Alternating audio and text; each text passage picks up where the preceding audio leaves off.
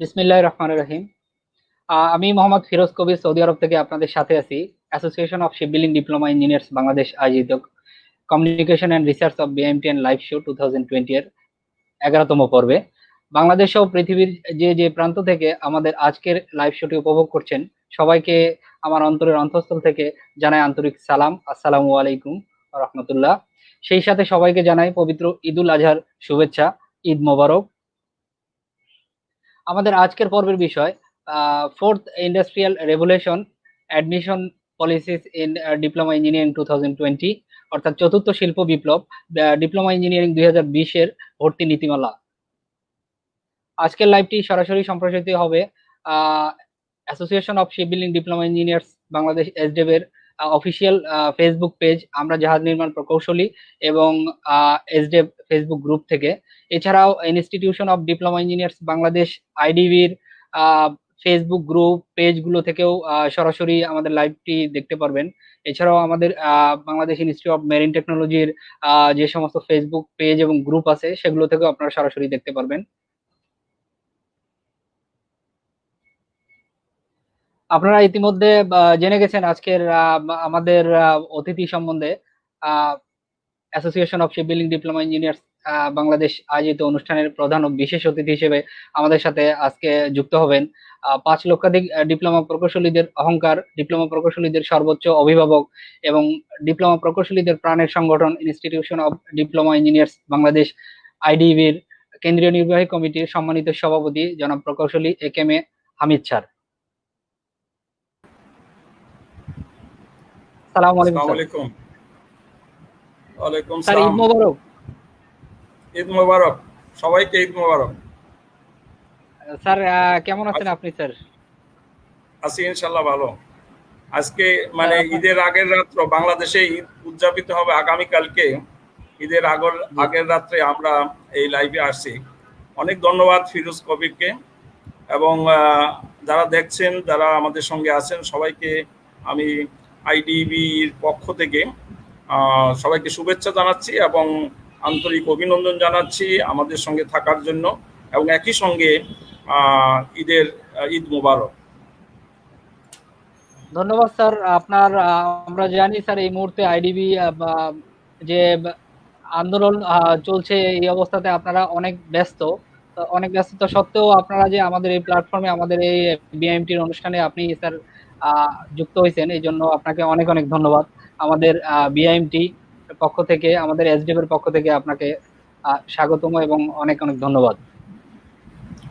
আমার পক্ষ থেকেও ধন্যবাদ যে সংযুক্ত করার জন্য। জি স্যার। স্যার একটু প্রথমে স্যার যদি আপনি একটু ছোট করে বলতেন যে বর্তমানে স্যার আপনার এই যে করোনা মহামারীতে আমাদের আপনার সময়টা কেমন গেল এবং আইডিবির ভূমিকাটা এই যে করোনা পরিস্থিতিতে কেমন ছিল যদি একটু সংক্ষিপ্ত করে বলতেন, তারপরে আমরা মূল পর্বে চলে যাব ইনশাআল্লাহ। ধন্যবাদ ফিরোজ কবির। এটা নিঃসন্দেহে সারা বাংলাদেশ নয়, সারা পৃথিবীতে এই করোনা যে মহামারী শুরু হয়েছে, এতে বাংলাদেশ সহ সারা পৃথিবীর মানুষ আজকে আক্রান্ত এবং এই এমনি একটি কঠিন সময় অতিক্রম করছে বাংলাদেশের মানুষ সহ সারা পৃথিবীর মানুষ, যেখানে সবাই বিভিন্নভাবে অর্থনৈতিকভাবে তো ক্ষতিগ্রস্ত হচ্ছেই। সারা পৃথিবী একটা সংকটজনক পরিস্থিতি আমরা অতিক্রম করছি। এই অবস্থায় বাংলাদেশের মতো একটা উন্নয়নশীল দেশের জন্য নিশ্চয়ই কঠিন সময়। উন্নত ধনী দেশ যারা, তাদের জন্য এটা তেমন হয়তো ডিফিকাল্ট সিচুয়েশন ক্রিয়েট করবে না, কিন্তু আমাদের জন্য, বাংলাদেশের মানুষের জন্য, বাংলাদেশ সরকারের জন্য এটা একটা কঠিন সময় আমরা মনে করি। কারণ অর্থনৈতিক কর্মকাণ্ড একদম থেমে গেছে বলা যায়, উন্নয়ন কর্মকাণ্ড থেমে গেছে। তেমনি একটি অবস্থায় আমাদের অর্থনৈতিক কর্মকাণ্ড থেমে গেলে রাষ্ট্রের গতি থেমে যায় স্বাভাবিকভাবেই। তারপরেও আমাদের সরকার, বর্তমান সরকার অত্যন্ত পজিটিভ ওয়েতে এটাকে নিয়েছে এবং এটা ফেস করার চেষ্টা করছে। আমরাও সরকারকে সহযোগিতা করার চেষ্টা করছি আইডিবি থেকে। আপনারা জেনে আনন্দিত হবেন যে institution of diploma engineers Bangladesh থেকে আমাদের 5 লক্ষাধিক সদস্য প্রকৌশলীকে প্রথমে আমরা যে ইনস্ট্রাকশনটা দিয়েছি, যে পরামর্শটা দিয়েছি সারা দেশে, সেটা হলো বলেছি যে একজন সদস্যকে মিনিমাম 2 জন অর্থনৈতিকভাবে দুর্বল মানুষকে সহযোগিতা করতে হবে। সরি, আমরা অত্যন্ত আনন্দিত আমাদের সদস্য প্রকৌশলীরা এটা সারা দেশে একদম উপজেলা থেকে আরম্ভ করে রাজধানী পর্যন্ত সকল পর্যায়ে এই দায়িত্বটা তারা পালন করছেন। একইভাবে এই প্যান্ডেমিক সিচুয়েশনে দেশের বিদ্যুৎ সরবরাহ ব্যবস্থা, গ্যাস, পানি, সকল জরুরি সেবা সার্ভিসগুলি, ইভেন ইন দ্য হসপিটালের টেকনিক্যাল সার্ভিস যেটা, সেই টেকনিক্যাল সার্ভিসগুলি সহ সকল জরুরি সার্ভিসগুলি কিন্তু আমাদের সদস্য প্রকৌশলীরা যথাযথভাবে পালন করছে, এবং সেই কারণেই বাংলাদেশে কোনো বিদ্যুতের সমস্যা নেই, সংকট নেই, এবং কোনো ইন্টারাপশন হচ্ছে না, গ্যাস সরবরাহের কোনো সমস্যা নেই। একইভাবে হসপিটালগুলিতে যে টেকনিক্যাল সার্ভিস লাগে এই করোনা পরিস্থিতিতে, সেই সার্ভিসটাও দিতে গিয়ে আমাদের সদস্য প্রকৌশলীরা অনেকেই কিন্তু আক্রান্ত হচ্ছে এবং অনেকে অসুস্থ হয়েছে, এবং আমাদের বেশ কয়েকজন সদস্য প্রকৌশলী মারাও গেছে।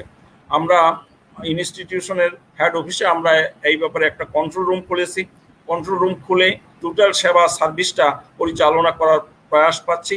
এখন আমরা আমাদের যত কষ্টই হোক আমরা এই সেবাটা দিয়ে যাওয়ার চেষ্টা করছি জনগণকে, যাতে রাষ্ট্র সুষ্ঠুভাবে পরিচালিত হতে পারে।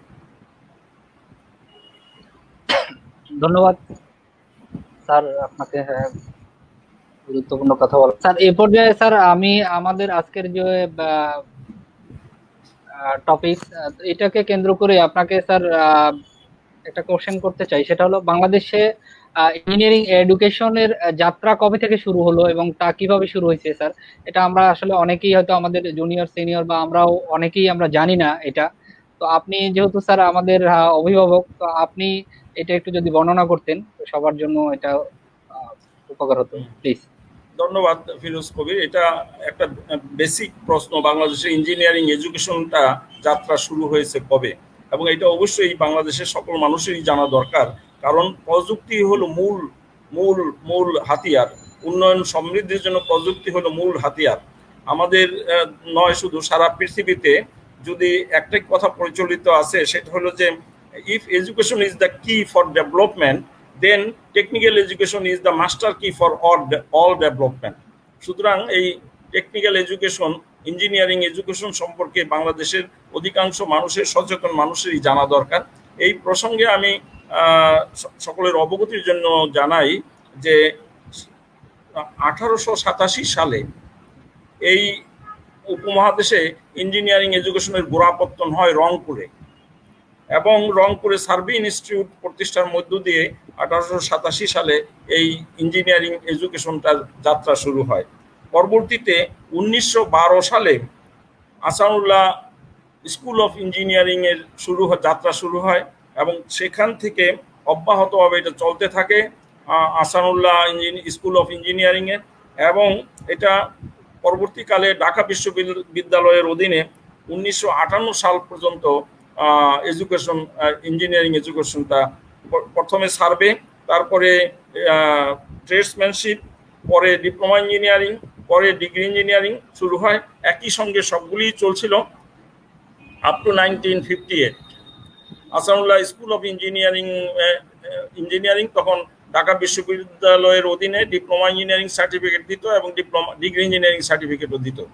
সেই একটি পর্যায়ে আমাদের এই সমাজের, আমাদের এই রাষ্ট্রের কিছু কিছু কৌলন্যবাদী মানুষ তাদের যাত্রা ভঙ্গ হবে সেই আশঙ্কা থেকে, যখন 1954 সালে ঢাকা পলিটেকনিক প্রতিষ্ঠা হয়, তখন তারা এই আহসানুল্লাহ স্কুল অফ ইঞ্জিনিয়ারিং থেকে ডিপ্লোমা ইঞ্জিনিয়ারিং কোর্সটা টোটালটাই ঢাকা পলিটেকনিক ইনস্টিটিউটে শিফট করে দেয়।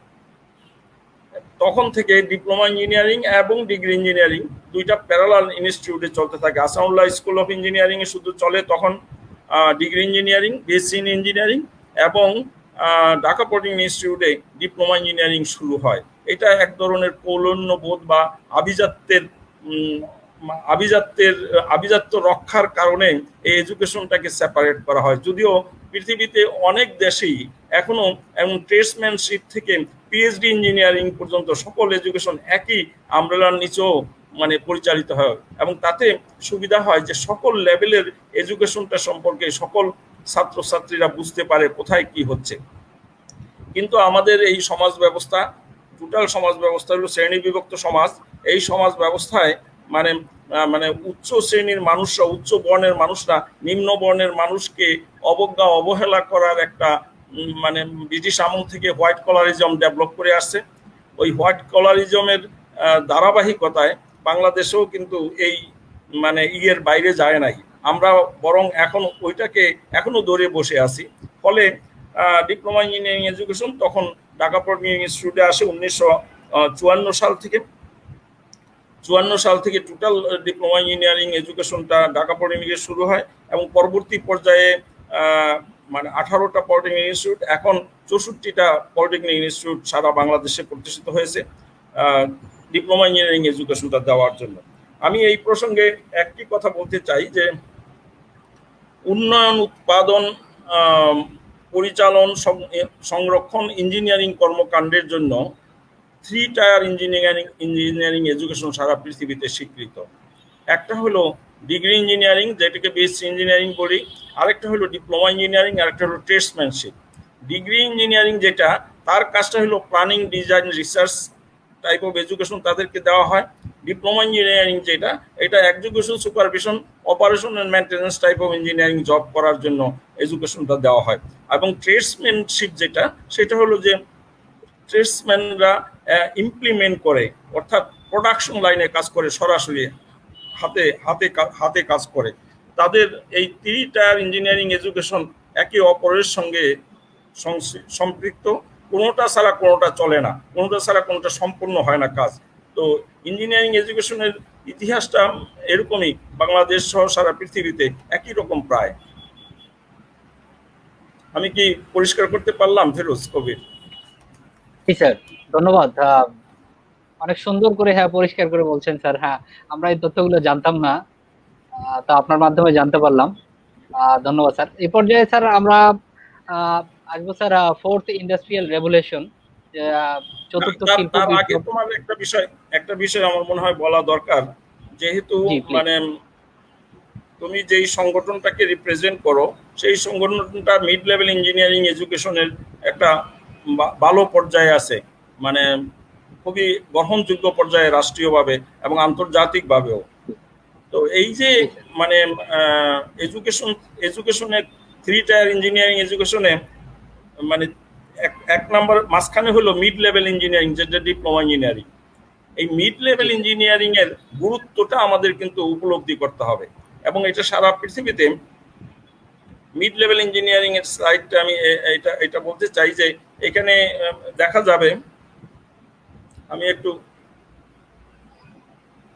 দেখে বলি, সেটা হলো যে এখানে যে প্রথম স্লাইডটা আছে Tibet enrolment and prosperity index, যেটা সেখানে দেখা যাবে যে বাংলাদেশে আমাদের টেকনিক্যাল এডুকেশনে এটা 14%, এবং মানে প্রসপারিটি ইন্ডেক্সে স্কোরে আমরা 50-এ অবস্থান করি।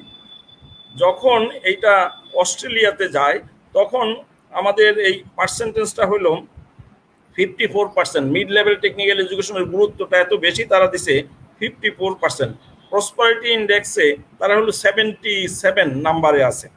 একইভাবে সাউথ কোরিয়াতে যদি তুমি যাও, সাউথ কোরিয়াতে দেখবা যে 47%, মানে তারা মানে পার্সেন্টেজ অফ মানে এনরোলমেন্ট পার্সেন্টেজ 47%, এবং তারা 64% প্রসপারিটি মানে স্কোরে যায় অবস্থান করে সারা পৃথিবীতে। একইভাবে যদি আমরা মালয়েশিয়ার কথা বলি, মালয়েশিয়াতে দেখি 46%, এবং এটার প্রসপারিটি স্কোরে দেখা যায় 63%। আমরা যদি জার্মানিতে যাই, জার্মানিতে এটা 74%, 76% স্কোরে ওরা আরেকটু এগিয়ে আছে। তারপরে এটা যদি আমরা সিঙ্গাপুরে যাই, সিঙ্গাপুরে 64% আর 72%। এখানে যে বিষয়টা খুবই গুরুত্বপূর্ণ, সারা পৃথিবীতে এই mid level technical man power production and activity মানে কাজে সম্পৃক্ত করার মধ্য দিয়ে তাদের অর্থনৈতিক কর্মকাণ্ডটা অনেক সবল হয়েছে। এটার গুরুত্বটা এখান থেকে বোঝা যায় যে মিড লেভেল টেকনিক্যাল এডুকেশনে হ্যাজ গট এ মানে positive correlation between employment of mid-level technical manpower and prosperity of the country. তো এখানে পাশেই আরেকটা ইয়েতে দেখা যাবে যে এখানে স্লাইডে একটা আছে যে সেখানে রাষ্ট্র কি পরিমাণ ইনভেস্ট করে। আমি ডিটেলে যাব না।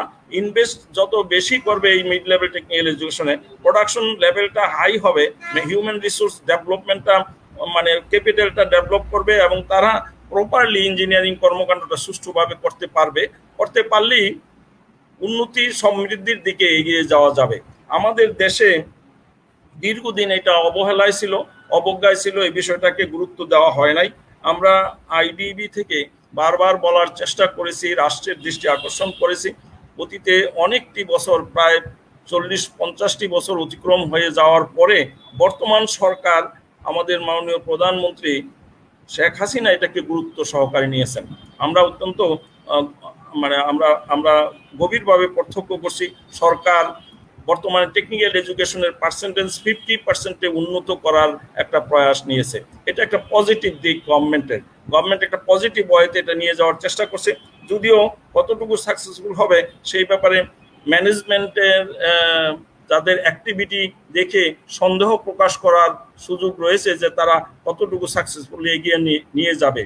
কারণ মানে যারা এগিয়ে নিয়ে যাবে তাদের মধ্যে এই বিষয়টা এখনো যথাযথ অ্যাটেনশন পায় নাই। গভর্নমেন্টের পলিসি যদিও প্রকাশ পেয়েছে, গভর্নমেন্ট স্ট্রেস দিচ্ছে এটার উপরে, কিন্তু যারা ম্যানেজমেন্টে আছেন তাদের অনেকেই বিষয়টা অনুধাবন করেন না, সরকারের নির্দেশটাও বাস্তবায়নে যথাযথভাবে ভূমিকা পালন করতে পারছে না বলেই আমাদের মনে হয়। তবুও সরকার কঠোর আছে, আমাদের বিশ্বাস নিশ্চয়ই আমরা এগিয়ে যেতে পারবো।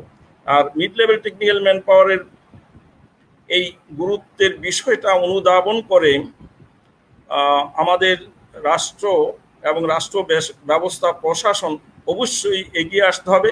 আমাদের সরকার, বর্তমান সরকার অবশ্য সব ক্ষেত্রে একই কথা বলছে যে টেকনিক্যাল এডুকেশন ছাড়া কোনো বিকল্প নাই।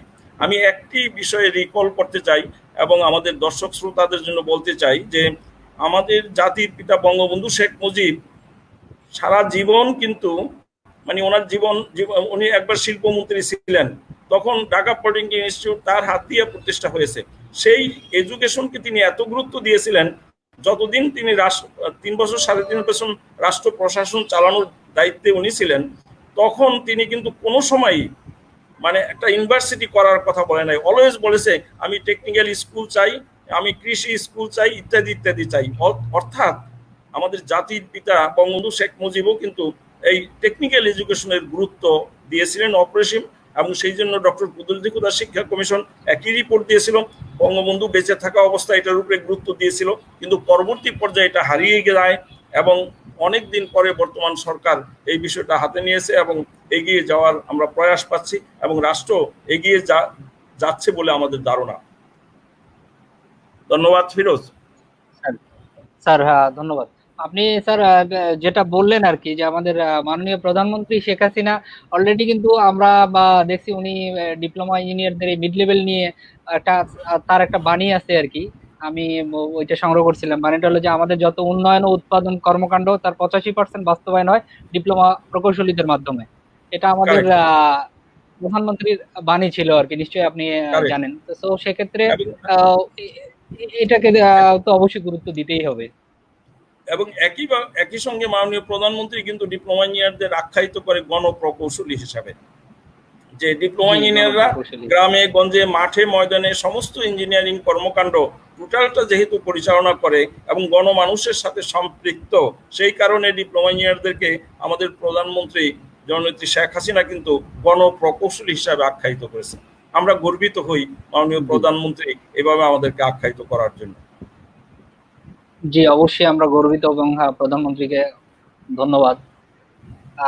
স্যার এই পর্যায়ে আমরা তো ওই ফোর্থ ইন্ডাস্ট্রিয়াল রেভলিউশন, যেটা চতুর্থ শিল্প বিপ্লব আমাদের ইঞ্জিনিয়ারিং ও শিক্ষা সেক্টরে কিভাবে ভূমিকা রাখবে স্যার, আপনি কি মনে করেন যদি এটা নিয়ে একটু কথা বলতেন? হ্যাঁ, চতুর্থ শিল্প বিপ্লবের বিষয়টা তো অবশ্যই গুরুত্বপূর্ণ। তাইলে আমি একটা স্লাইড মানে নিয়ে আসি। তোমার ওই প্রথম শিল্প বিপ্লব, দ্বিতীয় শিল্প বিপ্লব, তৃতীয় শিল্প বিপ্লব কিভাবে হয়েছিল এই হিস্ট্রিটা আমাদের একটু জানা দরকার। এটা কিন্তু বাংলাদেশের মানুষ মানে অনেক কিছুই জানে না, অনেক ইনফরমেশন নাই। হঠাৎ করে শুনছে হয়তো অনেকেই চতুর্থ শিল্প বিপ্লব। তো চতুর্থ শিল্প বিপ্লব আসার আগে নিশ্চয়ই এর আগে 3টা শিল্প বিপ্লব ছিল। এই বিষয়টা আমাদের কাছে পরিষ্কার পরিচ্ছন্ন হওয়া দরকার যে আমাদের এর আগে 3টা শিল্প বিপ্লব হয়ে হয়ে গেছে। কারণ আমরা আমরা অত্যন্ত মানে দরিদ্র দেশ ছিলাম বিদায় আমরা অনেক কিছুই টের পাই নাই, বা আমাদের সকল পর্যায়ের মানুষ বিষয়গুলি অবহিত না। কিন্তু ইতিমধ্যে 3টা শিল্প বিপ্লব মানে সম্পন্ন হয়েছে। একটা যেমন 1784 সালে আমার ইন্ডাস্ট্রি ফোর আইআর, মানে 1784 সালে যখন স্টিম ইঞ্জিন আবিষ্কার হয়, তখন মানে মেকানাইজড প্রোডাকশনে যখন যায়, তখন ওই স্টিম ইঞ্জিনের স্টিম পাওয়ারের মধ্য দিয়ে মানে মানে প্রথম শিল্প বিপ্লব শুরু হয়। সেটা হলো 1784 সালে। 1870 সালে মাস প্রোডাকশন অ্যান্ড ইলেকট্রিসিটি যখন মানে মানে সামনে এসে যায়, ইলেকট্রিসিটি আবিষ্কার হয় এবং ইলেকট্রিসিটি কাজ শুরু করে, এটা হলো তোমার 1870 সালে। আর থার্ড তৃতীয় শিল্প বিপ্লব হয় 1969 সালে। 1969 সালে যখন অটোমেশনের যুগটা চলে আসে, অটোমেশন চলে আসে, কম্পিউটার চলে আসে, ইলেকট্রনিক্স ইঞ্জিনিয়ারিং বিষয়টা চলে আসে, মাস প্রোডাকশন অটোমেশনের মাধ্যমে শুরু হয়। এর মধ্য দিয়ে কিন্তু এবং কম্পিউটারও এসে যায়, এর মধ্যে দিয়ে আমাদের প্রোডাকশন ক্ষেত্রে একটা টোটাল বিপ্লব ঘটে যায়, যে তৃতীয় শিল্প বিপ্লব মানে টোটাল বিপ্লব ঘটে যায়, এবং সারা পৃথিবীতে এর একটা ব্যাপক জীবন ব্যবস্থায় একটা পরিবর্তন আসে। এখন হলো মানে শুরু হচ্ছে, মানে চলছে অলরেডি সারা পৃথিবীতে, সেটা হলো চতুর্থ শিল্প বিপ্লব। কেউ কেউ এটাকে ইন্ডাস্ট্রি 4 বলে, কেউ কেউ IR4 বলে, যার যেরকম খুশি ওরকম ভাবে আখ্যায়িত করে। মোট বিষয়টা হলো যে ইন্ডাস্ট্রিয়াল শিল্প বিপ্লব যদি আমরা বলি, IR4 যদি বলি, IR4 ও 0 এটা মানে শুরু হয়েছে সারা পৃথিবীতে। প্রশ্ন হচ্ছে যে IR4 এর যে ব্যবস্থা, সেই ব্যবস্থায় আমরা কোথায় গিয়ে দাঁড়াবো এবং আমাদের মানে মানে পরিস্থিতিটা কি অবস্থায় যাবে, এই বিষয়টা আমাদেরকে অবশ্যই খেয়াল করতে হবে। আমি এই বিষয়ে একটি বিষয় বলতে চাই, সেটা হলো যে ওই artificial intelligence base optimise manufacturing একটা অ্যাক্টিভিটি কিন্তু আসবে এখানে। চতুর্থ শিল্প বিপ্লবের যে ছবিতে, টেকনোলজির ছবিতে বোঝানোর চেষ্টা করা হয়েছে, থাকুক স্লাইডটা। এখানে যে বিষয়টা দেখা যায় স্টিম ইঞ্জিন, তারপরে ইলেকট্রিসিটি, তারপরে অটোমেশনটা কিভাবে কাজ করে, আর লাস্ট ওয়ান হলো দেখা যায় যে এখানে রোবটের সঙ্গে মানুষের যে হাত, এখানে দুইটা মিলে যে প্রোডাকশন সিস্টেমটা সামনে আসছে, এইটা কিন্তু একটা নতুন নতুন জীবন ব্যবস্থা গড়ে তুলবে। এখন থেকে 5 থেকে 10 বছরের মধ্যে জীবন ব্যবস্থায় এমন একটা পরিবর্তন আসবে, যেই পরিবর্তন আমরা কেউ কল্পনাও করতে পারি না। এমন একটা পরিবর্তন আসবে। আর্টিফিশিয়াল ইন্টেলিজেন্স এবং অপটিমাইজ ম্যানুফ্যাকচারিং পদ্ধতিতে এখন যে প্রোডাকশনটা করা হয় সমস্ত ইন্ডাস্ট্রি শিল্প কারখানায়, অ্যাবাউট 50% কিন্তু ওয়েস্ট হয়ে যায় প্রোডাকশন করতে যায়। কিন্তু অপটিমাইজ ম্যানুফ্যাকচারিং পদ্ধতি আর্টিফিশিয়াল ইন্টেলিজেন্স সাথে যুক্ত হলে 100% প্রোডাকশন হবে, নো ওয়েস্টেজ। তাইলে তখন আমার কাছে মনে হয় যে প্রোডাকশনে মানে প্রোডাকশন যেহেতু আমাদের ওয়েস্টেজ হবে না, তাইলে প্রোডাকশন কস্ট কমে যাবে। মানুষের জীবনে যে পণ্য লাগে সেই পণ্য আমরা সহজে স্বল্প মূল্যে পাবো বলে আমার ধারণা। এবং এই স্বল্প মূল্যে যে মানে যে পণ্য আমরা পাবো এবং জীবন মান যেই অবস্থায় উন্নীত হবে, সেই বিষয়টাকে আমাদের অবশ্যই মানে অ্যাটেনশন দেওয়া দরকার। এই চতুর্থ শিল্প বিপ্লবের কার্যক্রম শুরু ইতিমধ্যে হয়েছে সারা পৃথিবীতে। আমরা শুনতে পাই পৃথিবীর কোনো কোনো দেশে, এটা আমরা জানি না কোথায়, এটা জাপান, এটা জার্মানিতে নাকি সিঙ্গাপুরে, কারা একটা সিটি তৈরি করবে যেখানে হিউম্যান মানে মানে ইয়ের শক্তি কোনো কাজে লাগবে না, সমস্ত আর্টিফিশিয়ালি চলবে, গাড়ি চলবে মানে আর্টিফিশিয়াল ইন্টেলিজেন্স চালাবে, সেলফ মানে মানুষ ড্রাইভ করবে না, গাড়িতে খালি বসবে। তো এই যে বিষয় টেকনোলজির যে পরিবর্তন হচ্ছে, এই পরিবর্তনের সাথে আমাদেরও টেকনোলজিক্যাল ডেভেলপমেন্টটা সেই পর্যায়ে নিয়ে যাওয়া দরকার, এবং সেইভাবে আমাদের কোর্স কারিকুলাম তৈরি করা, সেইভাবে আমাদের সারা পৃথিবীর সাথে সম্পৃক্ত হয়ে মানে একই লাইনে কাজটা করা দরকার। কিন্তু যেটা আমার যেটা অভিজ্ঞতায় মনে হয়, এখনো আমাদের রাষ্ট্র ব্যবস্থা সেই দিকে যাওয়ার জন্য প্রস্তুত নয়। এখন সেই জায়গাটায় নিয়ে যাওয়ার জন্য আমাদের সকলকে কাজ করতে হবে। আজকে ফিরোজ কবির মানে মিডল ইস্টে থাকার কারণে নিশ্চয়ই তুমি অনেক টেকনোলজির সাথে পরিচিত হয়েছো, অনেক টেকনোলজি যেটা তুমি বাংলাদেশে পাও না। আমাদের যেসব বন্ধুরা, অবশ্যই। আমি কিছুদিন আগে ইউরোপে গিয়েছিলাম, ইউরোপে আমাদের যেসব সদস্য প্রকৌশলীরা আছেন, তারা যেই টেকনোলজি নিয়ে কাজ করে, আমাদের দেশের প্রকৌশলীরা কিন্তু সেই টেকনোলজি নিয়ে কাজ করে না, অনেক পিছিয়ে আছে আমরা। এখনো আমরা ইউরোপ, জার্মানি অথবা জাপান অথবা ফ্রান্স, তারা যেই টেকনোলজি নিয়ে কাজ করে, আমাদের এডুকেশন সিস্টেমে সেই টেকনোলজি এবং আমাদের ইন্ডাস্ট্রিতে যদিও মেশিনপত্র ইতিমধ্যে এসে গেছে, কিন্তু এডুকেশন সিস্টেমে এই পরিবর্তনটা এখনো হয় নাই, যেটা জরুরিভাবে শুরু করা দরকার।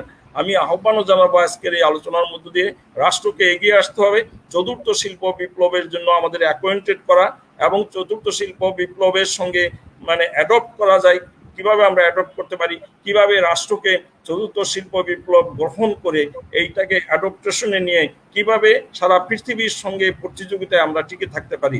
যদি এই জায়গায় আমরা পিছিয়ে পড়ি, তাইলে কিন্তু অর্থনৈতিক ব্যবস্থায় একটা বিশাল ধস নেমে আসবে, আমরা পারবোই না, কোনদিন আমরা দাঁড়াতে পারবো না।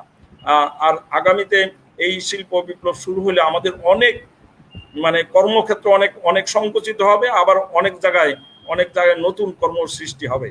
তো এখন যারা মানে ওল্ড টেকনোলজি, ট্রেডিশনাল টেকনোলজিতে আমরা তৈরি হয়েছি, পড়াশোনা করেছি, তাদেরকে কিন্তু স্কিলিং রিস্কিলিং দরকার। এই মুহূর্তে রাষ্ট্রের উচিত হবে যারা ইন জব আছে তাদেরকে স্কিলিং রিস্কিলিং করে চতুর্থ শিল্প বিপ্লবের জন্য প্রস্তুত করা দরকার। আমাদের এডুকেশন সিস্টেমটাও সেইভাবে সাজানো দরকার। এইভাবে আমি আহ্বান জানাই। এবং আমাদের সদস্য প্রকৌশলীরা, তোমরা যারা দেশের বাইরে কাজ করো, তোমাদেরও দেশে এসে আমার মনে হয় আমাদের দেশে এই নতুন টেকনোলজির সাথে চতুর্থ শিল্প বিপ্লবের artificial intelligence and machine learning, এই টেকনোলজিগুলি কিভাবে নিয়ে আসা অ্যাডজাস্ট করা যায়, কিভাবে আমরা অ্যাডপ্ট করতে পারি, কিভাবে আমাদের উৎপাদন ব্যবস্থায় পরিবর্তন নিয়ে আসতে পারি, কিভাবে আমাদের উৎপাদন ব্যবস্থায় আমাদের ওয়েস্টেজ কমায় ফেলতে পারি, কিভাবে রাষ্ট্রকে অর্থনৈতিকভাবে সমৃদ্ধ করতে পারি, এই বিষয়গুলি আমার মনে হয় আমাদের করা দরকার। আমাদের দুঃখজনক যেটা, আমাদের দেশ থেকে যেসব ছেলেমেয়েরা ইঞ্জিনিয়ারিং করে, কি ডিগ্রি ইঞ্জিনিয়ার, কি ডিপ্লোমা ইঞ্জিনিয়ার, সবাই কিন্তু বিদেশে চলে যায়। এটা মানে এক ধরনের চলে যে যায়, এটা মানে অস্বীকার করার উপায় নেই, কারণ এখানে এমপ্লয়মেন্ট ফ্যাসিলিটি নাই, এখানে সুযোগ সুবিধা তেমন নাই, স্বাভাবিকভাবেই তারা বিদেশে কমফোর্ট ফিল করে চলে যায়। কিন্তু আমি বলতে চাই, কিছুদিন আগে আমরা একটা কনকপ করেছিলাম, বিদেশে যারা আছে ইঞ্জিনিয়াররা সবাইকে ডেকে আনা হয়েছিল, 3 দিন ব্যাপী আমরা কনকপ করেছিলাম। সেখানে তাদের অ্যাক্টিভিটিটাকে পার্সু করেছিলাম, রিকোয়েস্ট করেছিলাম তাদেরকে যে আপনারা বাংলাদেশে এসে সার্ভিসটা দেন, যেটা ভারতের অনেক ইঞ্জিনিয়ার কিন্তু বিদেশে আছে, তারা কিন্তু তাদের দেশে সাপোর্টটা দিচ্ছে, তাদের টেকনোলজি অনেক ডেভেলপ হয়ে যাচ্ছে। এবং এটা অনেকেরই জানা যে ভারতের ইকোনমি, চায়নার পরেই ভারতের ইকোনমি কিন্তু সেদিকে যাচ্ছে। এটা শুধুমাত্র মানে কোনো আলাউদ্দিনের চেরাগ দেওয়া হচ্ছে না, ইকোনমিটা ডেভেলপ হচ্ছে, অর্থাৎ তার ইঞ্জিনিয়ারিং কর্মকাণ্ড এগিয়ে যাচ্ছে, তার অ্যাডপ্টেশন হচ্ছে নিউ টেকনোলজি, এবং ফলে তারা তাদের অর্থনৈতিক কর্মকাণ্ড এগিয়ে যাচ্ছে। মানে চায়না যদি 1 নাম্বার হয়ে যায় অর্থনীতিতে, ভারত সেখানে কিন্তু 2 বা 3-এ এসে যাবে। যদি তাই হয়, ইভেন ইন দ্য সিঙ্গাপুর, অত্যন্ত ছোট রাষ্ট্র, দ্বীপ রাষ্ট্র, সেখানে আমাদের অনেক সদস্য প্রকৌশলীরা মানে সেখানে কাজ করে। আমাদের একটা ইউনিটিও আছে, ফিরোজ মনে হয় জানো, যে সেখানে আমাদের আইটিভির একটা চ্যাপ্টারও আছে, দে আর ওয়ার্কিং ভেরি গুড। এবং তোমার মানে সেখানে যারা যেই টেকনোলজি নিয়ে কাজ করছে, সেই টেকনোলজি সঙ্গে আমাদেরকে সম্পৃক্ত করে দেওয়ার দরকার। আমি দেশে বিদেশে যারা আমাদের সদস্য প্রকৌশলীরা আছে, তাদেরকে দেশে আসতে বলবো, আইসা দেশের উন্নয়ন কর্মকাণ্ডে তাদের সহযোগিতা দেওয়ার অনুরোধ জানাবো এবং চতুর্থ শিল্প বিপ্লবের দিকে, চতুর্থ শিল্প বিপ্লবের অ্যাডপ্টেশনটা যেন সহজতর হয় সেটা আমি অনুরোধ জানাই আমাদের প্রকৌশলীরা যারা বিদেশে আছেন, তারা যদি আসেন আমরা ইনস্টিটিউশন থেকে তাদের সাপোর্টটা নিতে চাই, রাষ্ট্রকেও রিকোয়েস্ট করি যাতে তাদের সার্ভিসটা নিয়ে আমাদের এই টেকনোলজিটাকে ডেভেলপ করানো যায় এবং টেকনোলজি অ্যাডপ্টেশনের মধ্য দিয়ে আমরা এগিয়ে যেতে চাই। চতুর্থ শিল্প বিপ্লব যে যাত্রা শুরু হয়েছে, আমাদের পিছিয়ে থাকার কোনো কারণ নাই, কোনো সুযোগ নাই। আমি রাষ্ট্রকে অনুরোধ জানাবো, আমাদের প্রকৌশলী যারা বিদেশে আছেন তাদেরকেও আহ্বান জানাবো, আসুন আমরা সবাই মিলে এই রাষ্ট্রটাকে এগিয়ে নেই। ধন্যবাদ ফিরোজ। ধন্যবাদ। ধন্যবাদ স্যার। হ্যাঁ, আপনি স্যার যেটা বললেন যে শিল্প বিপ্লবের কথা, চতুর্থ শিল্প বিপ্লব, আমাদের স্যার আমি আমাদের মেরিন সেক্টরটার বিষয়ে আমি বলতে পারি যে আমাদের যে মেরিন গুলো আছে আর কি, এখন আগে বর্তমানে বিআইএমটি একটা ছিল, এখন আরো 5টা হয়েছে, সব মিলে 6টা মেরিন আছে স্যার। সেগুলোতে এখন যে প্রযুক্তিগুলো আছে, নিউমেরিক্যাল কন্ট্রোল সিস্টেম, সব ধরনের যন্ত্রপাতি, তো সেখানে শিক্ষার্থীদের শেখার অনেক অনেক কিছুই আছে। এবং আমরা যারা এটা নিয়ে, আমি স্যার পরবর্তীতে আপনাকে হয়তো একটা কোশ্চেন করব আর কি, যে সেই সুযোগটা দিতে হবে যে বিদেশ থেকে অথবা বিভিন্ন উন্নত উন্নত কান্ট্রি থেকে যে আমাদের মতো যারা আছে, অনেক সিনিয়র আছে, তারা গেলে যাতে সেই সুযোগটা পায়, সেই প্ল্যাটফর্মটা যাতে পায় কাজ করার বা কিছু শেখানোর, বা এই যে শিল্প বিপ্লবের সাথে হ্যাঁ তাল রেখে তারা কিছু যে উদ্ভাবন করবে, সেই সুযোগটা গভর্নমেন্টকে এবং সেই ইনস্টিটিউট গুলোকে দিতে হবে। তো এই যে এইটা নিয়ে কাজ করতে হবে, তাহলে ইনশাল্লাহ হবে। আমরাও এটা চাইছি, এটা নিয়ে আমরাও অনেক কাজ করছি যে আমরা কিছু একটা করব, বাট সেই প্ল্যাটফর্মটা তৈরি করতে পারছি না, সেই সাহায্য সহযোগিতা পাচ্ছি না। নিশ্চয়ই আমরা আশা করব যে আইডিবির মাধ্যমে আমরা এই সহযোগিতাটা পাবো ইনশাল্লাহ। তো স্যার এই পর্যায়ে আমি আপনাকে বলবো যে আমরা এখন বর্তমান যে সিচুয়েশনটা চলছে আর কি, যে আন্দোলন চলছে, যে বয়স ভিত্তিক যে ভর্তি নীতিমালা, এটা নিয়ে আমরা একটু কথা বলবো। যে আমরা সবাই জানি ডিপ্লোমাকে বয়স ভিত্তিক করা হলে আহ চাকরি ও উচ্চশিক্ষার ক্ষেত্রে সব জায়গায় পরবর্তীতে ডিপ্লোমা ইঞ্জিনিয়ারদের মান নিয়ে অনেক প্রশ্ন উঠবে। আপনি যদি আপনাদের আমাদের এই অনুষ্ঠানের মাধ্যমে ডিপ্লোমা ইঞ্জিনিয়ারদের বর্তমান আন্দোলনের উদ্দেশ্য, লক্ষ্য ও আমাদের আরো সামনে যদি এইটা পরিবর্তন না করে, তাহলে আমাদের করণীয়টা কি হতে পারে, আহ এটা মেরিন শিপ বিল্ডিং সহ বাংলাদেশের সকল ডিপ্লোমা প্রকৌশলীগণ আরো উৎসাহিত হতে পারে। সেজন্য আপনি যদি এটা একটু বর্ণনা করতেন যে এটার আমাদের কোথায় গিয়ে ঠেকতে পারে বা আমাদের কতদূর পর্যন্ত যেতে পারে, এটার লক্ষ্যটা কি, কিভাবে আমাদের আগাইতে হবে, রূপরেখাটা যদি একটু বলতেন। হ্যাঁ, ধন্যবাদ। আসলে এইটা তো আন্দোলন না, এটা হলো যে আমাদের শিক্ষা মন্ত্রণালয়ের ঊর্ধ্বতন দুই একজন ব্যক্তি তাদের সুইট উইল চাপিয়ে দেওয়ার চেষ্টা করেছে। সুইট উইল, ইচ্ছা হইলো একটা কিছু করে ফেললো আর কি। এরকম একটা সুইট উইল অনুযায়ী দেশের শিক্ষা ব্যবস্থা চলে না। দেশের শিক্ষা ব্যবস্থা চলে কমিশনের রিপোর্ট অনুযায়ী, স্টাডি ভিত্তিতে নতুন কিছু পাওয়া গেলে রাষ্ট্রের জন্য প্রয়োজন সেটাকে নিয়ে যেতে হয়। সেইখানে নিয়ে যাওয়ার জন্য অবশ্যই ঊর্ধ্বতন পর্যায়ের ব্যক্তিরা এই কাজটা করতে পারে, কিন্তু সেই বিষয়ে তারা অ্যাটেনশন মানে কিভাবে মানে তাদের মাথায় আসলো যে মানে টেকনিক্যাল এডুকেশনে বয়সটা অবারিত করে ফেলবে এডুকেশনে। আমার কাছে মনে হয় যে আমাদের ঊর্ধ্বতন ব্যক্তিদের কেউ কেউ এডুকেশন অ্যান্ড ট্রেনিং, শিক্ষা এবং শিক্ষণ, এই দুইটার ডিফারেন্সটাকে করতে পারেন নাই, ডিফারেন্সটা যথাযথভাবে উপলব্ধিতে নিয়ে আসেন নাই। নিয়ে আসলে তারা এই ধরনের অ্যাক্টিভিটি করতো না।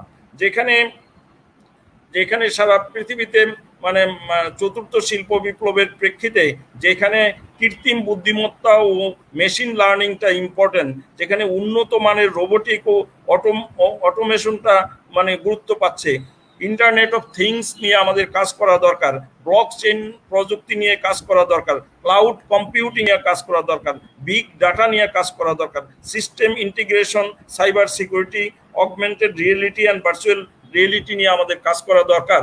সেখানে সেই বিষয়ে চিন্তা ভাবনা না করে আমাদের সরকারের ঊর্ধ্বতন পর্যায়ের দু একজন ব্যক্তি মানে এমন মানে মানে মানে হঠকারী, কোনোরকম স্টাডি ছাড়া হঠকারী একটা সিদ্ধান্ত দিয়ে দিল কি যে টেকনিক্যাল এডুকেশনে প্রথম তারা বলল যে মানটাই কমাই দিবে। মানটা কিভাবে কমাই দিবে? যে আমাদের মানে জিপিএ 2.5 হইলেই ভর্তি হইতে পারবে, অথচ তারা জানে না যে এটা হলো টোটাল ইঞ্জিনিয়ারিং এডুকেশন, অঙ্ক বিজ্ঞান ভিত্তিক একটা এডুকেশন। ম্যাথমেটিক্স জানতে হবে, তাকে সায়েন্স জানতে হবে। সায়েন্স না জানলে সে কিভাবে এডুকেশনটা নিবে, এবং নিতেও পারে না, ডিফিকাল্ট হয়, ড্রপ আউট হয়ে যায় অনেক। এই বিষয়ে তাদের ভাবনা চিন্তা করা উচিত ছিল। আগামী চতুর্থ শিল্প বিপ্লবের বিষয়টা নিয়ে তাদের চিন্তা করা উচিত ছিল। সেইটা না ভেবে তাদের এডুকেশনের মানটা আরো নিম্নমুখী করে দেওয়ার জন্য প্রথমে 2.5 জিপিএ হইলেই চলবে এরকম একটা ঘোষণা দিয়ে দিলেন। আরেকটা ঘোষণা দিলেন বয়স অবারিত হবে। এখন আলোচনার পরে এক পর্যায়ে বলে যে না ঠিক আছে, আমরা এডুকেশন সিস্টেমটা 1919 সালে যেটা ছিল, না 2019 সালে যেটা ছিল, সেই মানে 2019 সালের ওই ভর্তি নীতিমালা অনুযায়ী আমরা আগের জায়গায় থাকব। তারপরে কি হলো, বয়সটা হলো যে পলিটেকনিক ইনস্টিটিউশনগুলিতে যেই বছরের ছেলে পাশ করে ওই বছরে ভর্তি হতে পারে, আর আগের 2 বছরের ছেলেরা ভর্তি হইতে পারতো। কারণ কেউ যদি মানে অন্যদিকে ইন্টারমিডিয়েট চলে যায় পরে, তার আবার ব্যাক করে আসার সুযোগ। এখানে এই জন্যই করা হয়েছিল যে বেশি বয়সের ছেলে আর কম বয়সের ছেলে, মানে 17 থেকে 20 বছরের ছেলে মেয়েরা মানে পলিটেকনিকে ভর্তি হয়। এখন তার সঙ্গে যদি একটা 40 বছরের ছেলে মেয়ে ভর্তি হয়, বয়স্ক মানুষ ভর্তি হয়, দাদা মানে বাবার সমান বয়সের লোক যদি একই ক্লাসে আসে, সেইখানে শিক্ষার ভারসাম্য থাকতে পারে না।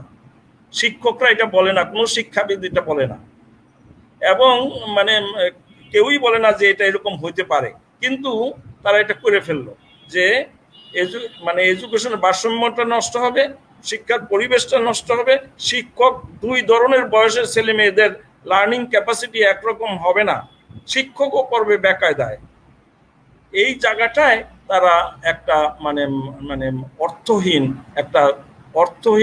একটা সংকট সৃষ্টি করেছে, অপ্রয়োজনীয় সংকট সৃষ্টি করেছে।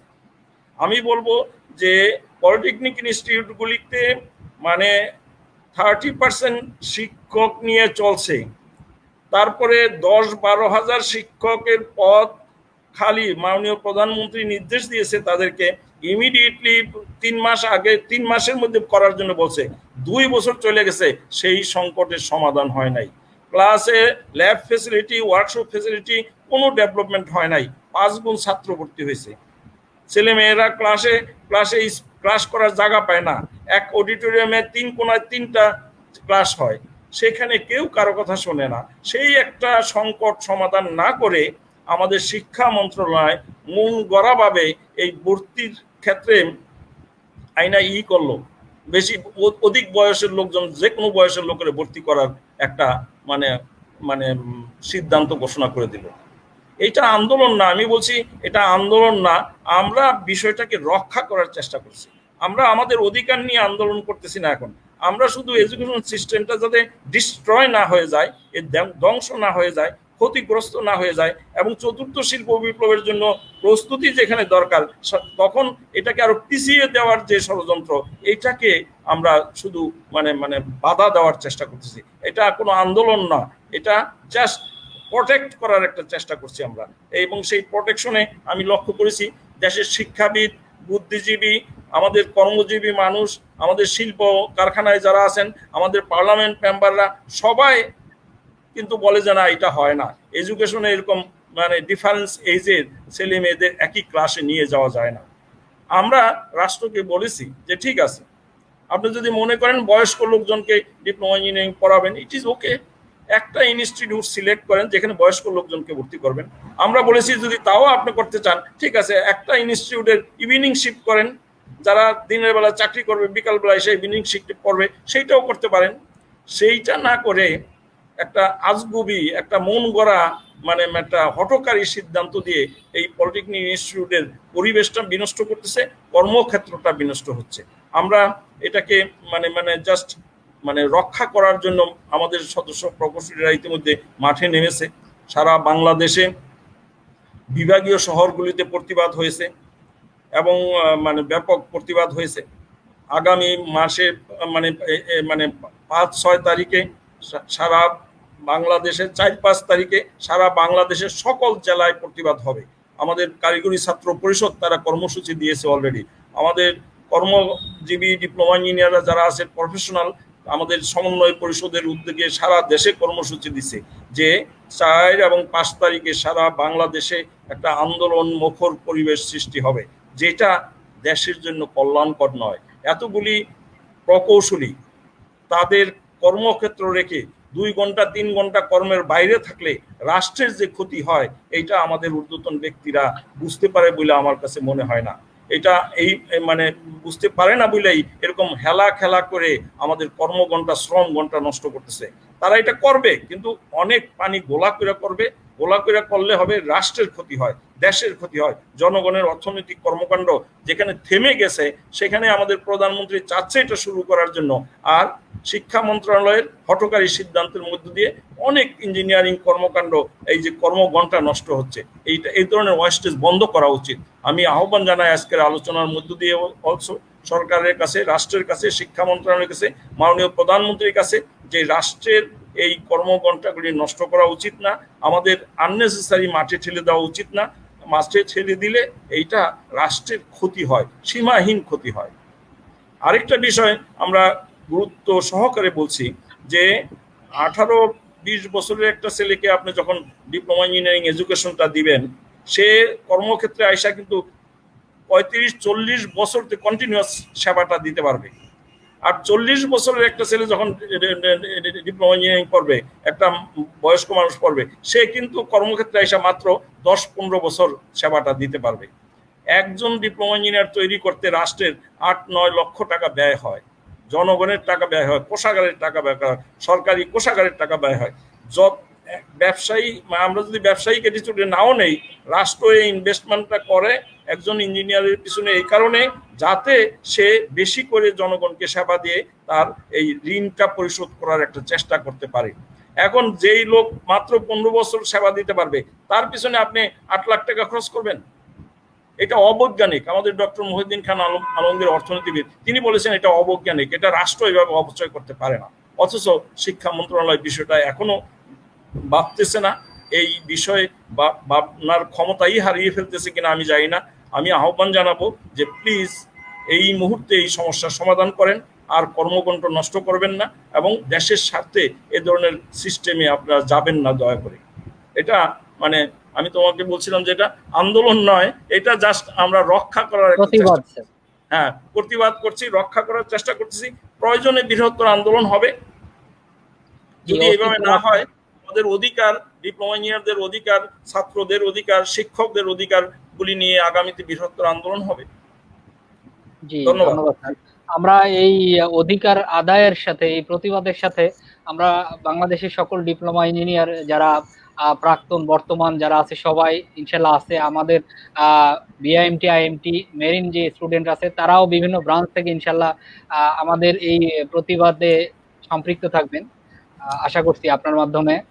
আমি একটা বিষয় বলতে চাই, আমাদের মেরিন ইঞ্জিনিয়ারিং এর 6টা ইনস্টিটিউট আছে। আমাদের অনেক এই ডিপ্লোমা ইঞ্জিনিয়ারিং তারা পড়াশোনা করে, তাদের কর্মক্ষেত্রটা কিন্তু আমার মনে হয় দেশের চেয়ে বিদেশে বেশি, অনেক বেশি। বাংলাদেশের কর্মক্ষেত্র কম হয়েছে, এখনো বেশি অ্যাটেনশন দেওয়া হয় নাই। যদিও এই মেরিন ইঞ্জিনিয়ারিং বাংলাদেশে ব্লু ইকোনমি হচ্ছে, আমাদের বিশাল সাগর এলাকা, মানে আমাদের বর্তমান সরকার এটা আমরা আন্তর্জাতিক কোর্ট থেকে কিন্তু পেয়েছি। এই বিশাল সমুদ্রের এলাকায় যদি আমাদের ইঞ্জিনিয়ারিং কর্মকাণ্ড সঠিক এবং যথার্থভাবে চালাইতে হয়, তাহলে মেরিন ইঞ্জিনিয়ারিং সাংঘাতিক রকমের গুরুত্বপূর্ণ একটা ইঞ্জিনিয়ারিং এডুকেশন, এটাকে রাষ্ট্র গুরুত্ব দিতে হবে। আমি আমার মানে ইয়াং ইঞ্জিনিয়ারদেরকে, ছাত্র যারা সদস্য আছে তাদের সকলকে, এবং যারা মেরিন ইঞ্জিনিয়ার দেশে বিদেশে কাজ করে সবাইকে আহ্বান জানাবো যে এই মুহূর্তে দেশে কিন্তু রাষ্ট্র কিন্তু মানে 100 বছরের আমাদের প্রধানমন্ত্রী কিন্তু 100 ইয়ার্স এহেড পরিকল্পনা অলরেডি নিয়েছে। সেই জায়গাটায় এই মেরিন ইঞ্জিনিয়ারিং এর গুরুত্ব খুবই মানে মানে গুরুত্ব অনেক বেশি। আমি আহ্বান জানাবো আপনারা যারা বিদেশে আছেন মেরিন ইঞ্জিনিয়ার, তারা এসে বাংলাদেশের এই মানে সমুদ্র ব্যবস্থাপনায় আমরা কিভাবে আমাদের নলেজটাকে কাজে লাগাইতে পারি, ব্লু ইকোনমিকে আমরা কিভাবে অবদান রাখতে পারি, কিভাবে উন্নয়ন ঘটাইতে পারি, সেই ব্যাপারে আমার মনে হয় আমাদের মেরিন ইঞ্জিনিয়ারদের অনেক গুরুত্ব রয়েছে, অনেক কাজ করার সুযোগ রয়েছে। আমরা আইডিবি থেকে শীঘ্রই এটা নিয়ে বসবো এবং সামনে রাষ্ট্রকে কিভাবে সার্ভিস দেওয়া যায়, আমাদের বিদেশে যারা মেরিন ইঞ্জিনিয়ার আছে তাদেরকে ডেকে নিয়ে এসে আইডিবিতে একটা শীঘ্রই প্রোগ্রাম করব এবং সেই প্রোগ্রাম করে আমরা একটা টোটাল অর্থনৈতিক কর্মকাণ্ড সম্পর্কে রাষ্ট্রকে একটা সুপারিশ দিব, আমরা এই প্রত্যাশা ব্যক্ত করছি।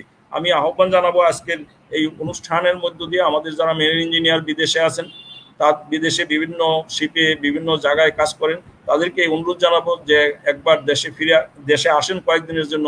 আমরা একটা নতুন অর্থনৈতিক কর্মকাণ্ড রাষ্ট্র শুরু করতে চাই, সেই রাষ্ট্রের সঙ্গে আমরা সম্পৃক্ত হই এবং আমাদের এই মেরিন ইঞ্জিনিয়ারিং টেকনোলজি এডুকেশনটাকেও আরো ডেভেলপ করতে চাই, ডেভেলপ করে সারা পৃথিবীর সমমান করে দিতে চাই। এই আমার আহ্বান। জি ধন্যবাদ স্যার। এটা নিয়ে স্যার আমার একটা প্রশ্ন আপনার কাছে আছে, একটা স্পেসিফিক প্রশ্ন আছে যে আসলে মেরিন ইঞ্জিনিয়ারিং আমরা যারা আছি আর কি বিদেশে কেন বাইরে, বিদেশে কেন বেশি থাকবো? আমাদের বাংলাদেশে অনেকগুলো সেক্টর আছে, অনেকগুলো জায়গা আছে যে জায়গাগুলোতে আমরা কাজ করলে সেই জায়গাগুলো অনেক ডেভেলপড হতে পারে, অনেক ভালো হতে পারে। অলরেডি কিছু প্রমাণ আছে, আমি আপনাকে এটার এক্সাম্পল দিব কিছুক্ষণ পরে। এ পর্যায়ে আমি স্যার আরেকটা প্রশ্ন করতে পারি, আমাদের মেরিন ইঞ্জিনিয়ারিং এ যারা আছে তাদের মধ্যেও এটা আছে এবং অন্যান্য যে ডিপ্লোমা গুলো আছে তাদের মধ্যে এই জিনিসটা আছে। এর আগে আপনার অনেকগুলো অনুষ্ঠান, আমি যখন বাংলাদেশে ছিলাম নারায়ণগঞ্জে আমি আপনার একটা অনুষ্ঠানে ছিলাম, সেখানে আমি এই বিষয় নিয়ে কিছু গুরুত্বপূর্ণ কথা শুনছি। আমাদের এই অনুষ্ঠানের মাধ্যমে আপনি এটা বলবেন যে ডিপ্লোমা ইঞ্জিনিয়ার যারা আছে তারা আহ, যদি কোনো হায়ার এডুকেশন করে, বিএসসি কমপ্লিট করে, তারপরে ডিপ্লোমাটাকে হাইড করতে চায়, অনেকে তার প্রোফাইলে ডিপ্লোমাটা রাখে না। এই যে একটা হীনমন্যতা, এই যে আসলে সে ডিপ্লোমা বা আমি ডিপ্লোমা এই পরিচয়টা দিতে যে একটু মনে ইতস্তত মনে করি, এই জিনিসটা আমি বাইরে আছি, মিডল ইস্টে আমি দেখি, সিঙ্গাপুরে বলেন বা ইভেন আমাদের পার্শ্ববর্তী দেশ আপনি ইন্ডিয়াতেও বলেন, যে ডিপ্লোমা ইঞ্জিনিয়ারদেরকে এতটা মূল্যায়ন করা হয় যে এখানে আমরা ডিপ্লোমা ইঞ্জিনিয়ার করে সরাসরি এমবিএ করার সুযোগ পাই। বিভিন্ন দেশে আছে, বাংলাদেশে ডিপ্লোমাটাকে নেগলেক্ট করা হয়, সরকারিভাবে করা হয় এবং যারা করে তারাও নিজেদেরকে ওরকম নগণ্য মনে করে যে ডিপ্লোমা এটা একটা জাস্ট মানে একটা টেকনিশিয়ান। আদৌ যে ডিপ্লোমা ইঞ্জিনিয়ারিংটা মানে একটা কত বড় একটা শক্তি দেশের জন্য, দেশের বাইরের জন্য। আমরা যারা দেশের বাইরে আছি অনেক ভালোভাবে, অনেক আমাদের মেরিন ইঞ্জিনিয়ারদের মধ্যে অনেক ভালো ভালো অবস্থানে অবস্থানে চলে গেছে এই ডিপ্লোমা ইঞ্জিনিয়ারিং এর মাধ্যমে। আপনার মাধ্যমে স্যার এই এই বর্ণনাটা আমি চাই যে আসলে এই যে হীনমন্যতা ডিপ্লোমা ইঞ্জিনিয়ারদের, এটা কেন বা এটা থেকে কিভাবে সরে আসতে হবে, আপনি যদি একটু বর্ণনা করতেন স্যার। না, বিষয়টা খুবই গুরুত্বপূর্ণ।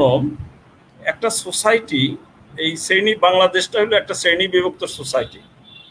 এইটা মনুপরিবর্তিত সমাজ ব্যবস্থায় ওই ব্রাহ্মণ, ক্ষত্রিয়, তারপরে নমশূদ্র ইত্যাদি ইত্যাদি আছে না, ওই একই ব্যবস্থার ধারাবাহিকতায় এটা কিন্তু বাংলাদেশে এখনো অবস্থান করে, এই পাক ভারত উপমহাদেশে অবস্থান করে। মানে এখনো ওই কাজ এবং কাজের মানুষকে ঘৃণা করা, অবজ্ঞা করা, অবহেলা করা, এই অ্যাটিটিউড ব্রিটিশ হোয়াইট কলারিজম থেকে আসছে। আজকেও সেই ব্রিটিশের রক্ত আমাদের মানে পূর্বপুরুষদের, আমাদের রক্তের ধারাবাহিকতা আছে। সেই ধারাবাহিকতায় এই হীনমন্যতায় ভোগে যে আমি হোয়াইট কলার, আমার পাশে যে লোকটা মেকানিক্স, যে লোকটা জামায় কালি লাগে, সে কেন বসবে, সে তো ভদ্রলোকই না, এরকম একটা বিহেভিয়ার মানে আমাদের রাষ্ট্রীয় সমাজ ব্যবস্থায় আছে।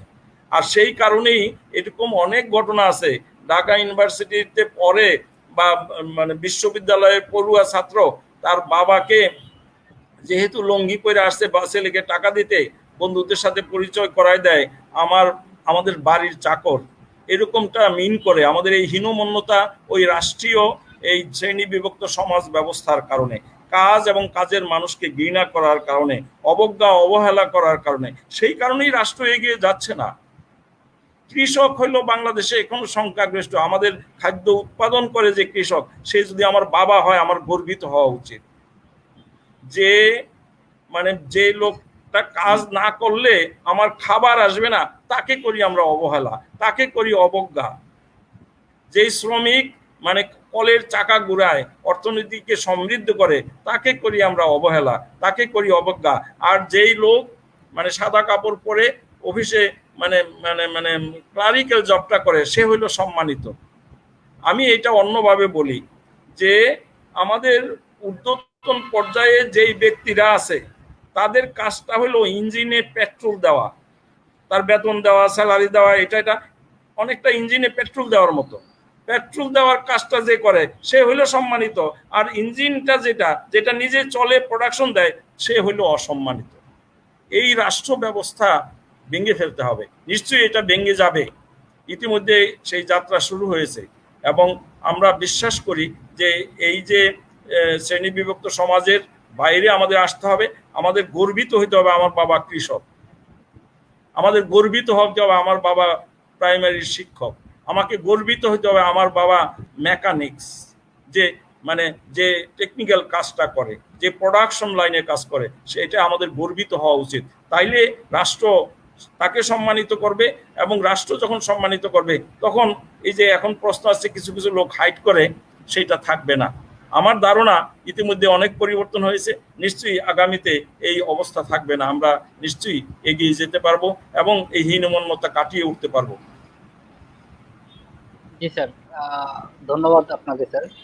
স্যার, যেটা বলছিলাম আর কি, যে আপনার মেরিন এবং শিপ বিল্ডিং ছাড়াও আরো বাংলাদেশে যে ডিপ্লোমা গুলো আছে, আসলে বিশ্বের সাথে তাল মিলিয়ে আমরা চলতে গেলে আমরা দেখছি যে পড়ালেখার ক্ষেত্রে, উচ্চশিক্ষার ক্ষেত্রে বলেন বা বিভিন্ন চাকরির ক্ষেত্রেও বলেন, আমাদের যে সাবজেক্ট গুলো আছে, সেই যে আদি আমলে যে সাবজেক্ট গুলো যেভাবে সিলেবাস তৈরি করা হয়েছে ওইভাবেই আছে। এই যে সিলেবাস আপডেট করার ব্যাপারে বা সাবজেক্ট গুলো কিছু ডিপার্টমেন্টের সাথে মিল রেখে আরেকটু আপডেট করে বিশ্বের সাথে তাল মিলিয়ে করা, এই জিনিসটা গভর্নমেন্ট কেন করছে না, বা আমাদের যে মন্ত্রণালয় বলেন, বোর্ড বলেন, এটা কেন করছে না, বা এই বিষয়ে কি আইডিবির কোনো পদক্ষেপ আছে কিনা বা কোনো চিন্তাধারা আছে কিনা যে বিশ্বের সাথে তাল নিশ্চয়ই, মিলিয়ে আমাদের সাবজেক্ট বা নিশ্চয়ই আমরা এটা অব্যাহত বলছি যে প্রতিনিয়ত কোর্সকে আপডেটেড করতে হবে, প্রতিনিয়ত সিলেবাস আপডেটেড করা লাগবে।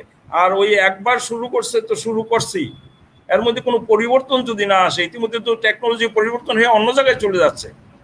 এটা পৃথিবীর সব দেশেই, যেই টেকনোলজি অ্যাবসোলিউট হয়ে যায় সেই কোর্সগুলি বন্ধ হয়ে যায়, যেই টেকনোলজি নতুন আসতেছে সেটা ইনক্লুশন হয়। কিন্তু বাংলাদেশের দুর্ভাগ্য, আমলাতান্ত্রিক জটিলতার কারণে, আমলাতান্ত্রিক অ্যাটিটিউড বিহেভিয়ার কারণে আমাদের এই পরিবর্তনটা হয় না। আরেকটা বিষয় হলো যে টেকনিক্যাল এডুকেশন বোর্ড অথবা টেকনিক্যাল এডুকেশন ডাইরেক্টরেট তারা নিজেরা সিদ্ধান্ত নিতে পারে না, তারা আবার মন্ত্রণালয়ে পাঠায়। এটা তো প্রশাসনিক কোনো বিষয় না যে মন্ত্রণালয় থেকে সিদ্ধান্ত নিতে হবে। এইখানে ওই টেকনোলজিশন বোর্ড এবং technologist directorate they should be sufficient যে কি করবে না করবে। শুধু এইটুকু হইতে পারে তারা গভর্নমেন্টকে জানিয়ে দিতে পারে যে এই পরিবর্তন আমরা আনলাম। সব জায়গায় হস্তক্ষেপ না করে তাদেরকে কিছু অটোনমি দেওয়া দরকার, এবং এটা প্রতি বছরই পরিবর্তন হওয়া দরকার। প্রতি বছর না হলেও প্রতি 2 থেকে 3 বছর অন্তর অন্তর সিলেবাসগুলি আমাদের দেখা দরকার, আপডেটেড করা দরকার।